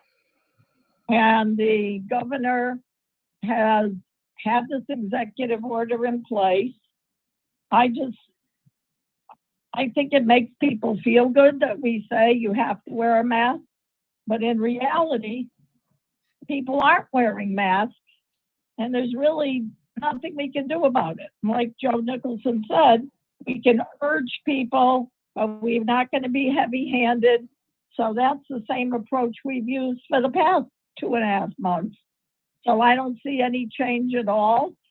And we either do it all the way or we just do the status quo, because there's no difference. And I know that Councilor Taylor really means well, and I just think people should be smart enough to wear masks, but at this day and age, at this point in time, the numbers in Rhode Island, thank God, have gone down. I just don't see any enforcement, and I don't see any scientific comments of late that actually say the mask is doing well to protect us if we're on the street. And I could be wrong, but I see no enforcement, none, not from day one. And I'm sorry that people come to town and don't think of us who live here. Thank you. City Manager, did you have something to say? Well, I just want to, I've had a number of conversations with Susan about this, as well as the solicitor. It's important that we know what the council's attitude towards this is. I don't necessarily see us issuing fines to people, even though I think it's important if you're going to have call it an enforcement order, or if I'm going to reflect on an executive order, we have something like that in there that gives us an option. But I think we all are on the same page on this thing. And that is just, I still am reflecting on, and someone made a clear observation to me is when I was complaining about the lack of masks down there, even though this kind of, I don't know if this is accurate or not, but they said, well, how do they know about it? You don't have any, there's no real push on this. You don't have people out there discussing it. You don't have signage out there. And I looked around and I thought to myself, that's a reasonable point. So all this order does, and actually I'm actually in agreement with the problems of the lack of social distancing. All this does is give us, and actually this is a good conversation, give us another leg up to insist on how serious this issue is. So I think we all are on the same page on this. Councilor McCalla. Yep, this is Councilor McCalla. I'm going to support this resolution. I mean, did we forget that there is no vaccination that's out there, and that it is our obligation to do as much as we can do to try to keep our residents safe, trying to keep public health is a must. And certainly we do not, the last thing that we want to do is have to come back into self-seclusion and doing all of that stuff. This is the line of where we have to, I'm just speechless. I'm sorry. I'm getting all tongue-tied, but I feel like at some point, at some level, I'm like, am I taking crazy pills here? We are talking about protecting our residents, and we should be obligated to do everything that we need to do to keep everyone safe. All right. With that being said, I actually just have a question for the city manager too. So, Joe, I just want to know, I know that you're on with other cities and towns, and you guys still have phone calls. What are other cities and towns talking about in terms of, is this even a topic? What are other people doing? Well, by the way, I've gotten, Justin, you don't have to send me the op-ed because I got 6 copies of it in the last couple of minutes. I was reading it. It's very interesting, some of the language in it. Every community is slightly different with the problems that they're having with regard to this pandemic. One of the earlier, more aggressive communities in terms of masking was Barrington. We know what the what the numbers, the pandemic numbers look like in the Providence and the Central Falls. I'll call them the northern municipalities. I think there's generally more so of a widespread frustration over some of these, some of the governor's executive orders and how they get enforced and who is supposed to enforce them.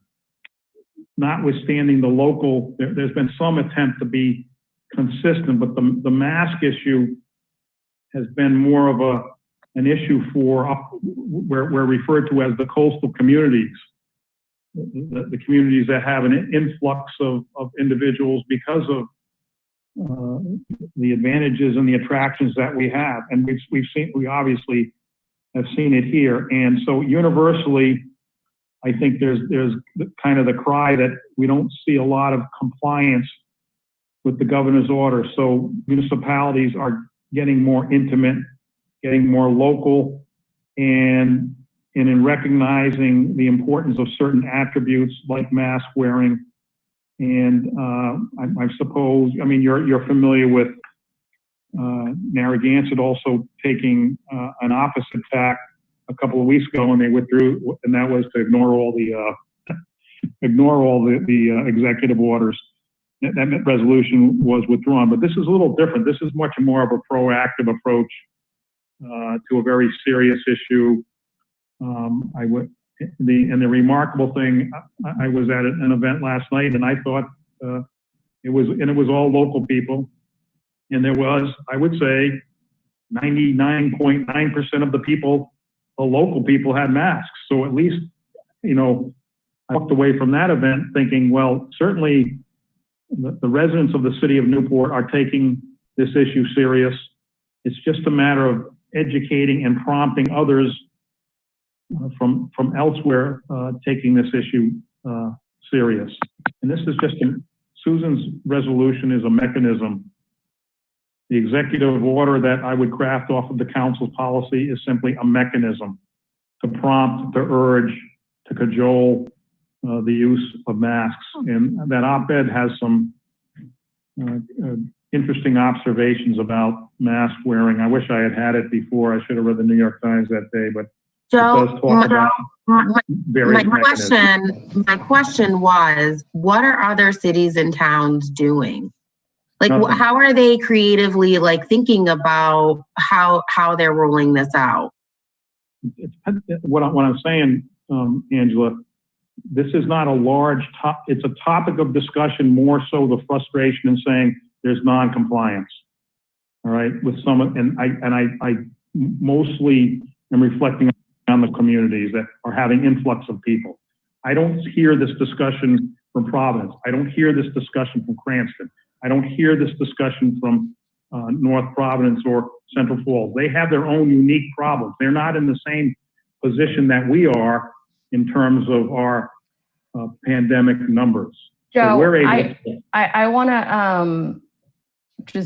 I'm going to cut you off real quick. I'm sorry. Sure. I'm going to move to Councilor Segley because she's had her hand up for a while, and then I do want to. We've had a few attendees who have had their hand up for a while.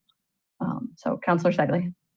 Yes, I agree with what I've heard from Councilors McLaughlin, Napolitano, and Leonard, and it's concerning because we are considering putting something on the books that we actually cannot enforce. And I think, as I said at the last meeting, I think that gets people's hopes up, and I think it's going to cause a great disappointment in the community when they realize that we just can't do this. On the other hand, I do support the executive order in messaging and cajoling and all of that. I don't support giving out cards to people because I think that's just going to become trash in the street. I even think the masks are going to become trash in the street. We've seen rubber gloves. We've seen all of that all over the place. Now, people make political statements right now not wearing masks, and that's unfortunate because we are in the middle of a health crisis, but it's a fact. So also what's not really lost on me here is that all of this enforcement and messaging, it comes at a cost to the city.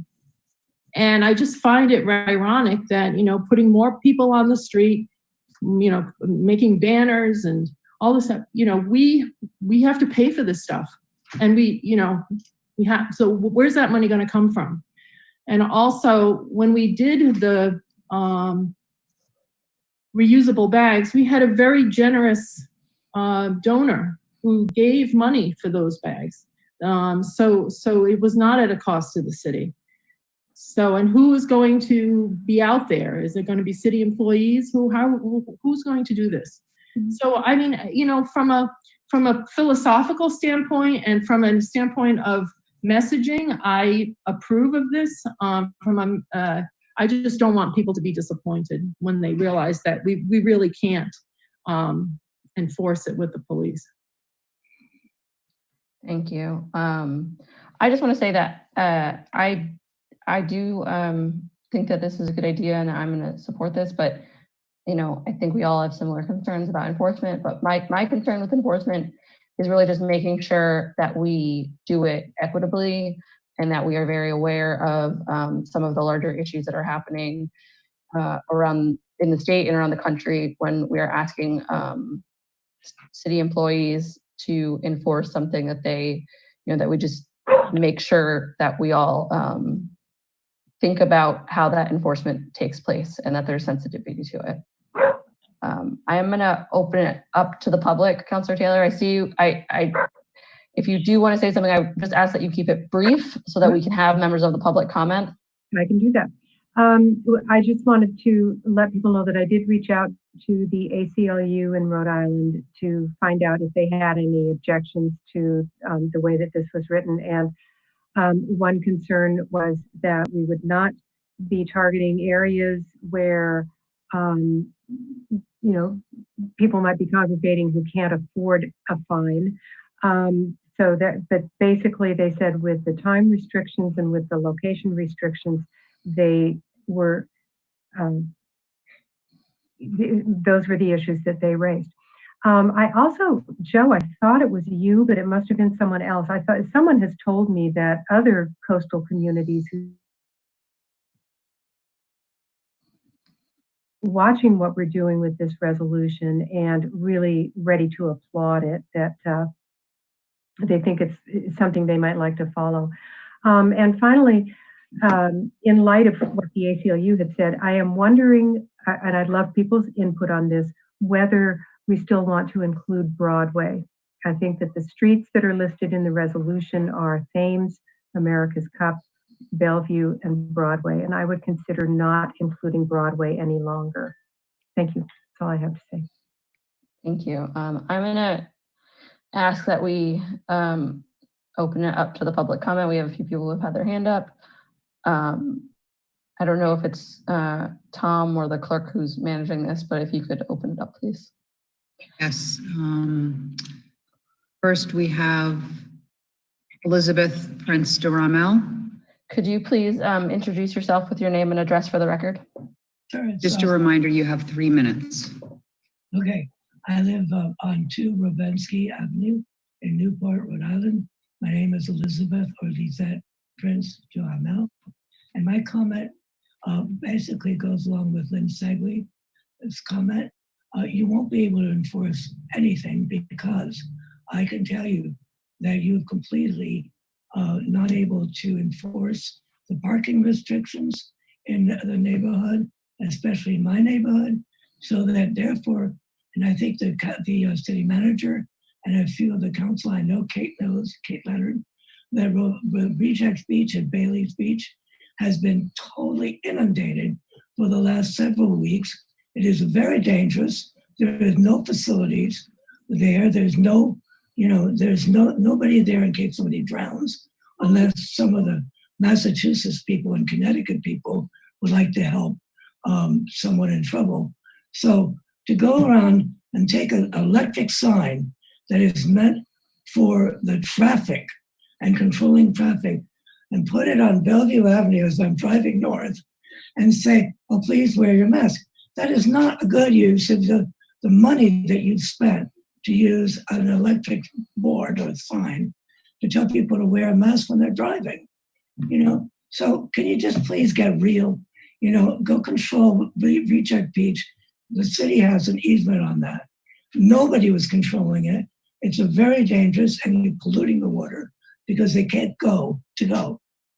Okay? So I know I sound a little annoyed, but I am, because I think all this time to talk about whether or not you want to enforce something that is totally unenforceable is lunacy. Thank you. Okay, next, Morgan Capodalupo. Can you please identify yourself with your name and address for the record? Yes, hi, my name is Morgan Capodalupo. I live at 1 Commercial Wharf in Newport. Thank you so much for letting me have this time to speak with you. I want to second and support what Mayor Bova was saying with regards to thinking about sensitively implying this order should you go forward with it. We are in a time as a nation right now where there are so many things that are going on in terms of policing, and I am in support of mask wearing. Don't get me wrong. I'm in support of public health. I'm in support of all of that good stuff.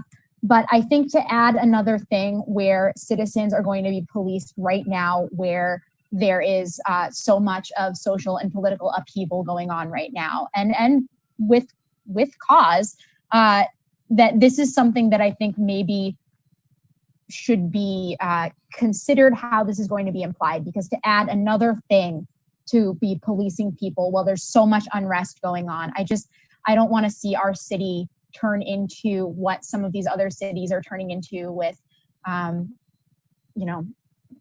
unrest and things like that. And I worry about Newport. I love this city, and I just want everyone to think about the implications of bringing in another thing to police people for, and also about the equity of it.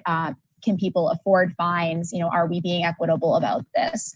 So I understand where you're coming from with wanting to maintain a safe environment for the city, but also do be considerate of the time and the place for this. Thank you. I appreciate your time. And next we have phone number ending in 4454. Can you please identify yourself with your name and address for the record? Hi, good evening. This is John McCabe, 24 Arald Street. I want to thank you for letting me speak, and thank you, Councilor Taylor, for bringing this resolution forward. I'm in support of the resolution. I'll say right off the bat, I'm not in support of levying fines, except as the last resort. But I think it's very important for our city council and our city to take a stand and give a strong message, a friendly message, but a strong encouragement to wear masks. And I think Councilor Taylor is on point with the idea of tables set up throughout the city, not just Newport Police, but city staff spreading the message and distributing masks, but also to have some backbone behind the urging. In other words, the passage of this resolution, so that the message is loud and clear that you're coming to our city. We're happy you're here. We'd love to have visitors, but you do need to respect the residents and the employees that are working downtown by wearing a mask, and certainly in sidewalks that are narrow enough where you can't socially distance. So, I mean, the objections I'm hearing so far are about enforcement. Well, the police around the world, and certainly around this country, are asked to use their discretion on a daily basis. And there's plenty of discretion, plenty of room for discretion on the part of the police to enforce this. And again, I don't think fines are in order unless they're extremely necessary. So there is plenty of room for discretion to encourage and use the ordinance as a tool to get the message across. The other objection, I'll just say briefly, that I've heard is about the cost. And I'm very surprised to hear that even brought up, because we're talking about the health of our residents and the health of our families here in Newport. And what kind of cost are we talking about when there's a mask and possibly staff wages? So it's not a lot of cost, and it certainly is worth it for the safety of our residents. So keep in mind that all of us have been holed up in our house for several months now, many weeks, with our families, thereby keeping the numbers low. I think we've all done a great job at doing that, and that is why we have a low infection rate. And now to go down Thames Street on the weekend and see 90% of people walking on the street without masks is really hard to swallow once we've, now that we're finally able to get out of our houses and we are wearing masks. One last thing I'll say is I have family in downtown Boston, and they report 90 to 95% compliance with mask wearing in downtown Boston, throughout the Boston Common, the Esplanade. Everyone there is wearing masks. So I encourage you to look into that if you want an example of compliance. Thank you very much. Thank you. I'm going to ask if there's further discussion on the council. I know that I have seen Councilor Leonard's hand up and Councilor Stegley's. So Councilor Leonard, go ahead. I just want to say that any business in town can certainly disallow people from entering without a mask. So that's very helpful for people to know. And I would support this if I thought it were even slightly enforceable.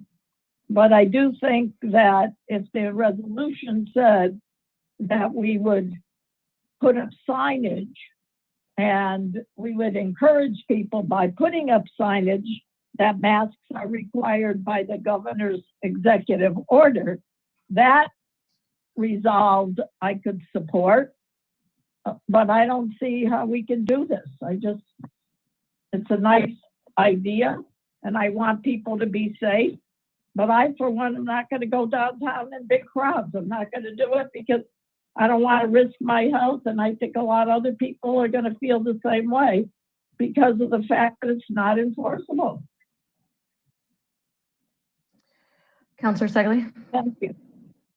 Yes, I just want to say in response to the caller I wasn't referring to the fact that we shouldn't be concerned about health and whatever cost it takes to get the messaging out. But I was referring to this issue in response to the vote we just took on the budget.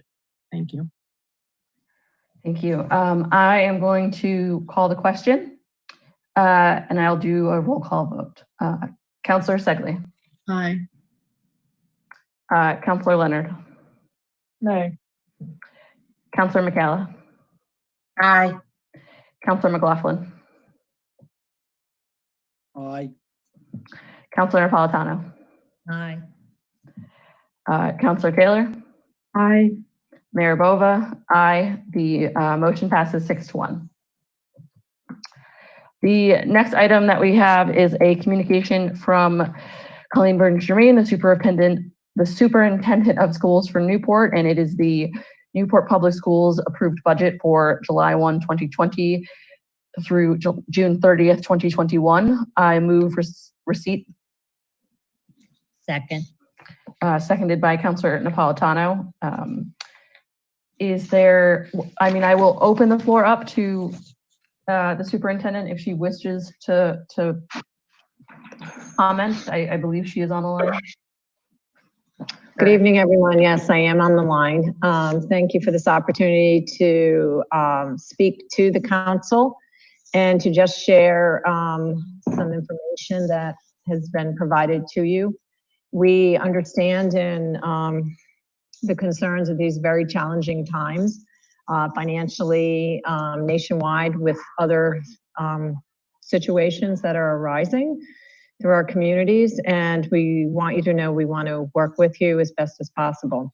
We have, as you noted in the memo that I provided, we have restructured and I will be restructuring our administrative team to avoid any hirings of key positions in our district. That includes our Thompson Middle School principal, that includes our facilities director and IT director. My administrators will be moved around in order to meet that need. We also, as you've noticed through the history of just this past year, we've been working on this budget since November, just because in our enrollment increases and the change we've seen in our demographics and need to ensure that all our students, those that are bilingual and do not speak English, have the proper supports. We have, through the working with the teachers union and with our teachers. They have taken on more classes, and we have also taken on more interpreters to be able to, we could reach all our students. Going forward, you'll see that we do have retirements, and we do have other factors going on in our staffing that I've noted as far as positions that we will not fill, and we'll put on a hiring freeze that totals to about $1.4 million. Again, I know it's not the best of times, but again, I do think it's important going forward that we keep at the forefront the importance of good education, about supporting all our employees in our city, and just the importance of a good school system. And again, understanding and knowing these are difficult and challenging times for all of us as taxpayers, all of us as family members.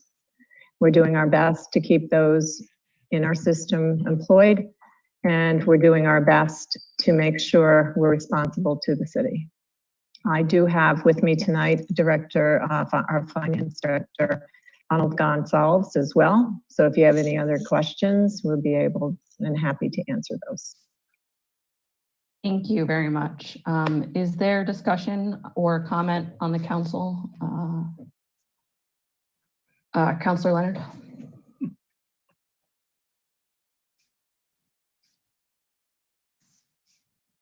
I have a question, please. It's Kate Leonard. Go ahead. Okay. On page 2 of the One Newport Public Schools budget that received, it says newly updated CARES Act information from RIDE provides Newport Public Schools with access to $795,000 and so forth for the emergency relief fund. So I would like to know where that shows up in the budget, and a comment from the school on where that is in terms of their request of 1.8%. Councilwoman Leonard, I'm going to let Mr. Gonsalves, he knows that budget inside out. I'm going to let him walk you through where we will be applying the CARES Act. So just to be clear on what the question was, are you referring to the $795,000 that was awarded to Newport Public Schools, ma'am? I am. Okay, yes. So we use that number as a plug to help us, not a plug, but we helped us in our revenue. So that's a revenue stream, and that's listed that's listed on page 3 of the summary of forecasted expense and revenue page. Babe, can you please get away from me? I'm sorry. Okay, can you explain to me if that's as part of the revenue stream? We're asking, are you saying that's part of the $486,000? That's a separate component of the ask. The CARES Act dollars are listed as line item within our summary of revenue. I saw that. So but I'm asking okay. You, I understand that. I'm asking you if that's included in the 1.8% that the school is looking for. It's separate. It's a separate component. They all comprise together to balance what our forecasted expenses are. Let me ask you a different way then. The $486,000 increase you're looking for, is that $795 included in your budget as part of the $486 increase?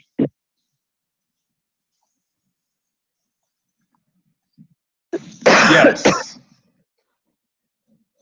That's the 486 is listed directly under the CARES Act. It's included in the local appropriation line or forecast the requested dollar amount. So that extra $795 would be money that you'd count as revenue, but is not coming out of local funding. You're saying? Yes, exactly. That's what the money's for. The money's available for us for any unforeseen. There are so many unknowns on how school will be delivered next year.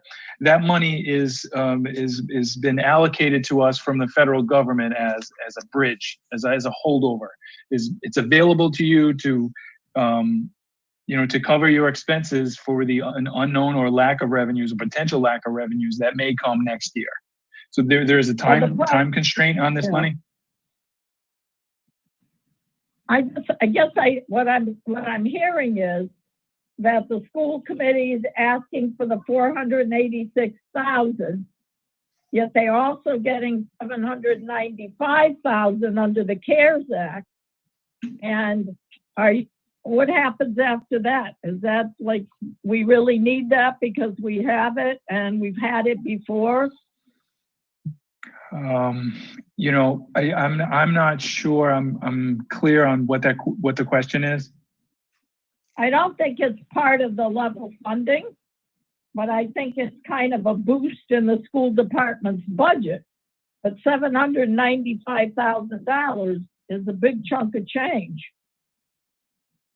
Where exactly this is for the unknown? So what? So if it's not spent for the unknown, could that offset the $486,000 request? It helped reduce our request. I think that's maybe a better way to clear it up. It helped reduce our request because of contractual changes that are anticipated for the upcoming school year. And contractual changes not only with personnel and staff, but also with transportation. Well, I don't understand the transportation part because there hasn't been any for the past 2.5 or 3 months.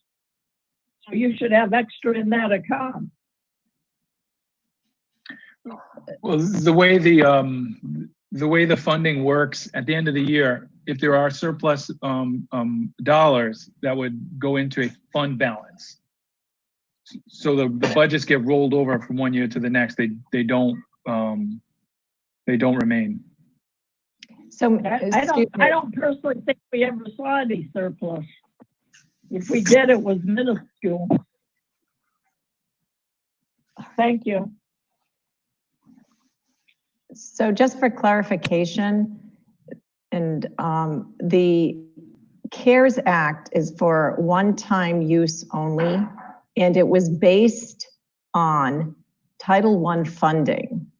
So the state actually looked at needy school districts based upon poverty and Title I eligibility. And those monies were put forward to us because of these times. After. I understand. Yeah. Okay, so, but I just want to be clear. After Mr. Gonzalez applied that as part of our revenue stream and all the actions we have already taken through our negotiations with our teachers, helping us out, with restructuring, with doing a budget freeze after that $795 in order to balance our budget. The request is in for a 1% increase of 486. So basically, if you had not gotten the 795, you would have requested the 486 plus 795, if that's what you say you really need to run the school. That's a strong possibility, absolutely. And Mr. Gonzalez, you can jump in if I've got that wrong, but. Well, if we were in a perfect world, we would also have, we would use the numbers that were provided by the RIDE on the April 16th forecast for state aid. So right now we're conservative. RIDE hasn't told us whether or not all the money has been funded. So that number may change. speaking, we only used approximately 70% of that expected increase. Now, that number, that increase in state aid is it's all driven by enrollment.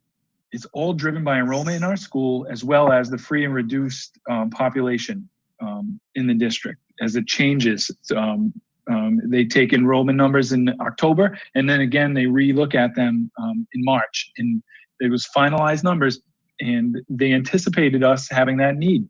So when we balanced this budget, if we didn't have the CARES Act, but potentially we wouldn't be in this COVID predicament, we would have the full forecasted $1.4 million in here. So it would be the net difference, just to be clear, to balance our budget. Requested ask. Okay. Thank you. I would just say that I was a school administrator for a lot of years, and I always told my staff in May, spend every single dime you can find in the budget, because if you don't spend it, we won't get it next year. Well, we don't do that here. The way our budgets are tight. Yeah. We don't do that. Counselor McLaughlin. Thank you. Superintendent, I have one specific question with respect to the CARES money. When I read this, I come away with the conclusion that you can't use that to fund people for what would be a recurring expense. You can only use it for, one-time investments, and you're getting the money because of the unique needs and opportunities we have with our student body to make that investment. That's correct. Yeah, so you can't use it. I mean, 80 or more % of your budget deals with salaries, and none of this money is going to salaries. Is that correct? That is correct. That is correct as of now, yes. I have a couple of questions, but I don't want you to try to answer them tonight. It's information that I would like to see, and I think would be good for all of us. And that is, I'd like to see like a 5-year staffing and enrollment data. What's the last 5 years looked like? There's little in the way of programmatic information in your budget. And I know you're doing some fantastic things. So if you could provide us some summary of all of the programs and, to give us a sense of where these costs are. I would like to know what you project your current what your current end of year financial situation is going to be. And I know that's a mystery, but at some level you must have some idea. And now for what is the more important issues. This last week, when we talked about the schools, you have to use Rogers for 4 more years. Where is money set aside? Is it supposed to be in our budget or in your budget to deal with the maintenance issues in Rogers? Because if there are rats and there are leaking roofs and there whatever, we're going to have to do something to make sure that Rogers is a fit place for students to be educated in for the next 4 years. And I would be interested to know where that money is, putting it aside. And in a more global way is, have we established programs to make sure that we're funding for maintenance in the schools going forward under the changed rules about ultimately 3% of this or 3% of that. But we're in some ways Rogers is in the shape that it's in because maybe somebody didn't ask this question 30 years ago. Where's our program to make sure we maintain our buildings? And so, maybe you and Joe can talk to each other, but I really think the council should be demanding some sort of a statement of what our maintenance program is going to look like this year, not next year, but right now. Because if the money is not in the budget, if we're not allocating funds to deal with those issues, that's something we need to talk about to make sure that that money is there. So if you could bring some of that information to us next week, I would really appreciate it. We will. Is there any further discussion on the council? Thank you, Madam Superintendent. You're welcome. Thank you, Mayor Bova. Thank you. And City Council. Thank you. I will call the vote to receive the communication from the superintendent. Counselor Segley. Aye. Counselor Leonard. This is only to receive, correct? Yes. Aye. Counselor McCalla. Aye. Counselor McLaughlin. Aye. Counselor Napolitano. Aye. Counselor Taylor. Aye. Mayor Bova. Aye. The motion passes. Thank you. So the last item on the docket is a, excuse me, a COVID-19 status update from our city manager. Yes, thank you. And I appreciate the number of well wishes and text messages that I got from various people asking me to be very brief. And so you know that's not going to happen though. But in any event, I wanted to just, the numbers are the numbers, and you can get those off of the RIDA website. We seem to be doing pretty well on that. But I wanted to just answer one question that Angela McCalla asked last week, as well as I got an email from someone about summer camps. And the answer is there will be summer camps out all the nuances consistent with the state guidelines that are obviously different than things have been in the past. But we do plan on having summer camps commence on or about or around June 29th when the gloves are off and we can do things like that. Again, I'll give a credit to our recreation administrator who's come up with a very good program, very detailed program as to how we were going to handle it. So I'm very optimistic, and I can share that with you in the next few days as soon as it's, some of the questions that I had about it are answered. But it's a good program that respects all the protocols of safety and health, and as well as all the oddities that go along with this issues relating there too. So I wanted to just assure, I know Angela was very interested, and once as well as that one lady that called, and we will post all these details on our website once they are matured completely. And so I'm optimistic that things look good. So that's all I have, and I'll open it up to the council in case you have any specific questions about where we are with a lot of these, the myriad of things that we've been dealing with.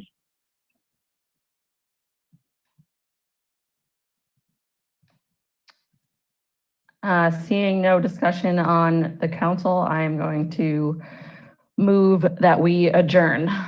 If we, I didn't get my hand up fast enough. You got to be speedy, Councilor McLaughlin. I promise it won't take 20 minutes. Okay. If the city manager could, maybe you could give us an update on where we stand with the beaches and Sure. And more specifically, we're in phase 2 as of yesterday. The governor hopes to be in phase 3 probably before the 4th of July. And you know, you've made a determination about the bathhouses, and I'm just curious whether that's something that you might actually reconsider, because I can't imagine that the density of people in the bathhouses could be any worse than the density of people on Thames Street on Sunday afternoon. So if you could give us an update on where we stand on opening up the beaches, and whether you might actually give some consideration to reconsidering the bathhouse situation. Thank you.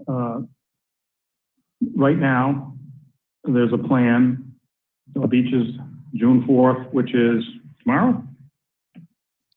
2 days from now, Thursday. I provided to all of you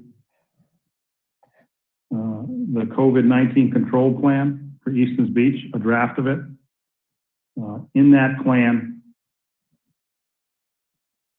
there is a plan to use those areas, the bathhouse areas, the rotunda, for the storage of equipment and spreading out the staff so that there's contact within the context of various staff members that we have down there to keep them safe. And also considering the need to continually address the disinfection of equipment.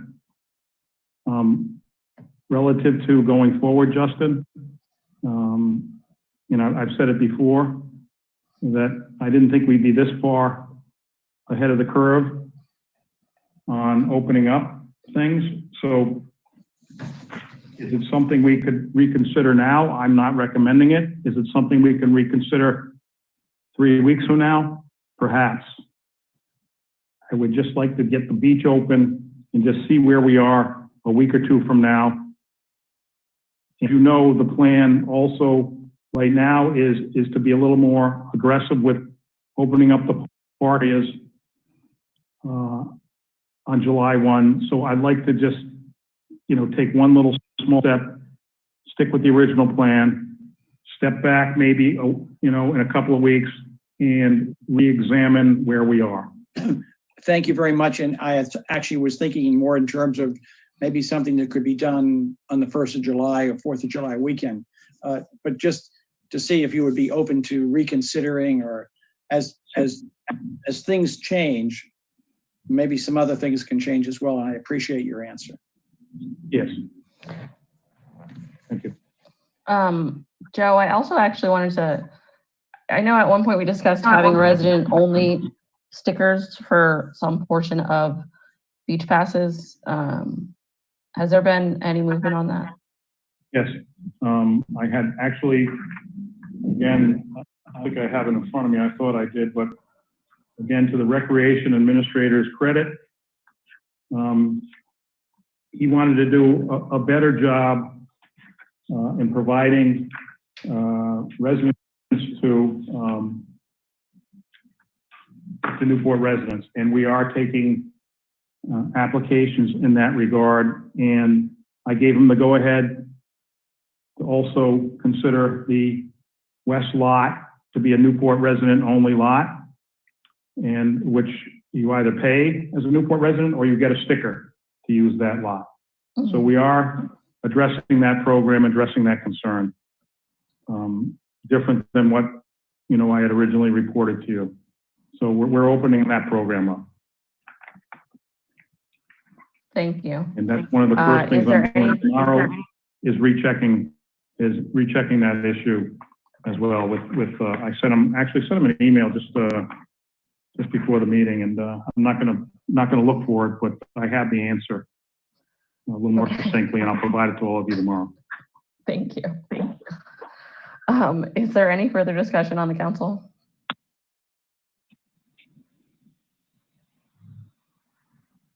Madam Chair, I move we adjourn. Second. There's a motion to adjourn, seconded by Councilor Leonard. I will call the roll call vote. Councilor Segley. Aye. Councilor Leonard. Aye. Councilor McCalla. Aye. Councilor McLaughlin. Aye. Councilor Napolitano. Aye. Councilor Taylor. Aye. Mayor Bova. Aye. The meeting is adjourned. Thank you. Thank you. Thank you.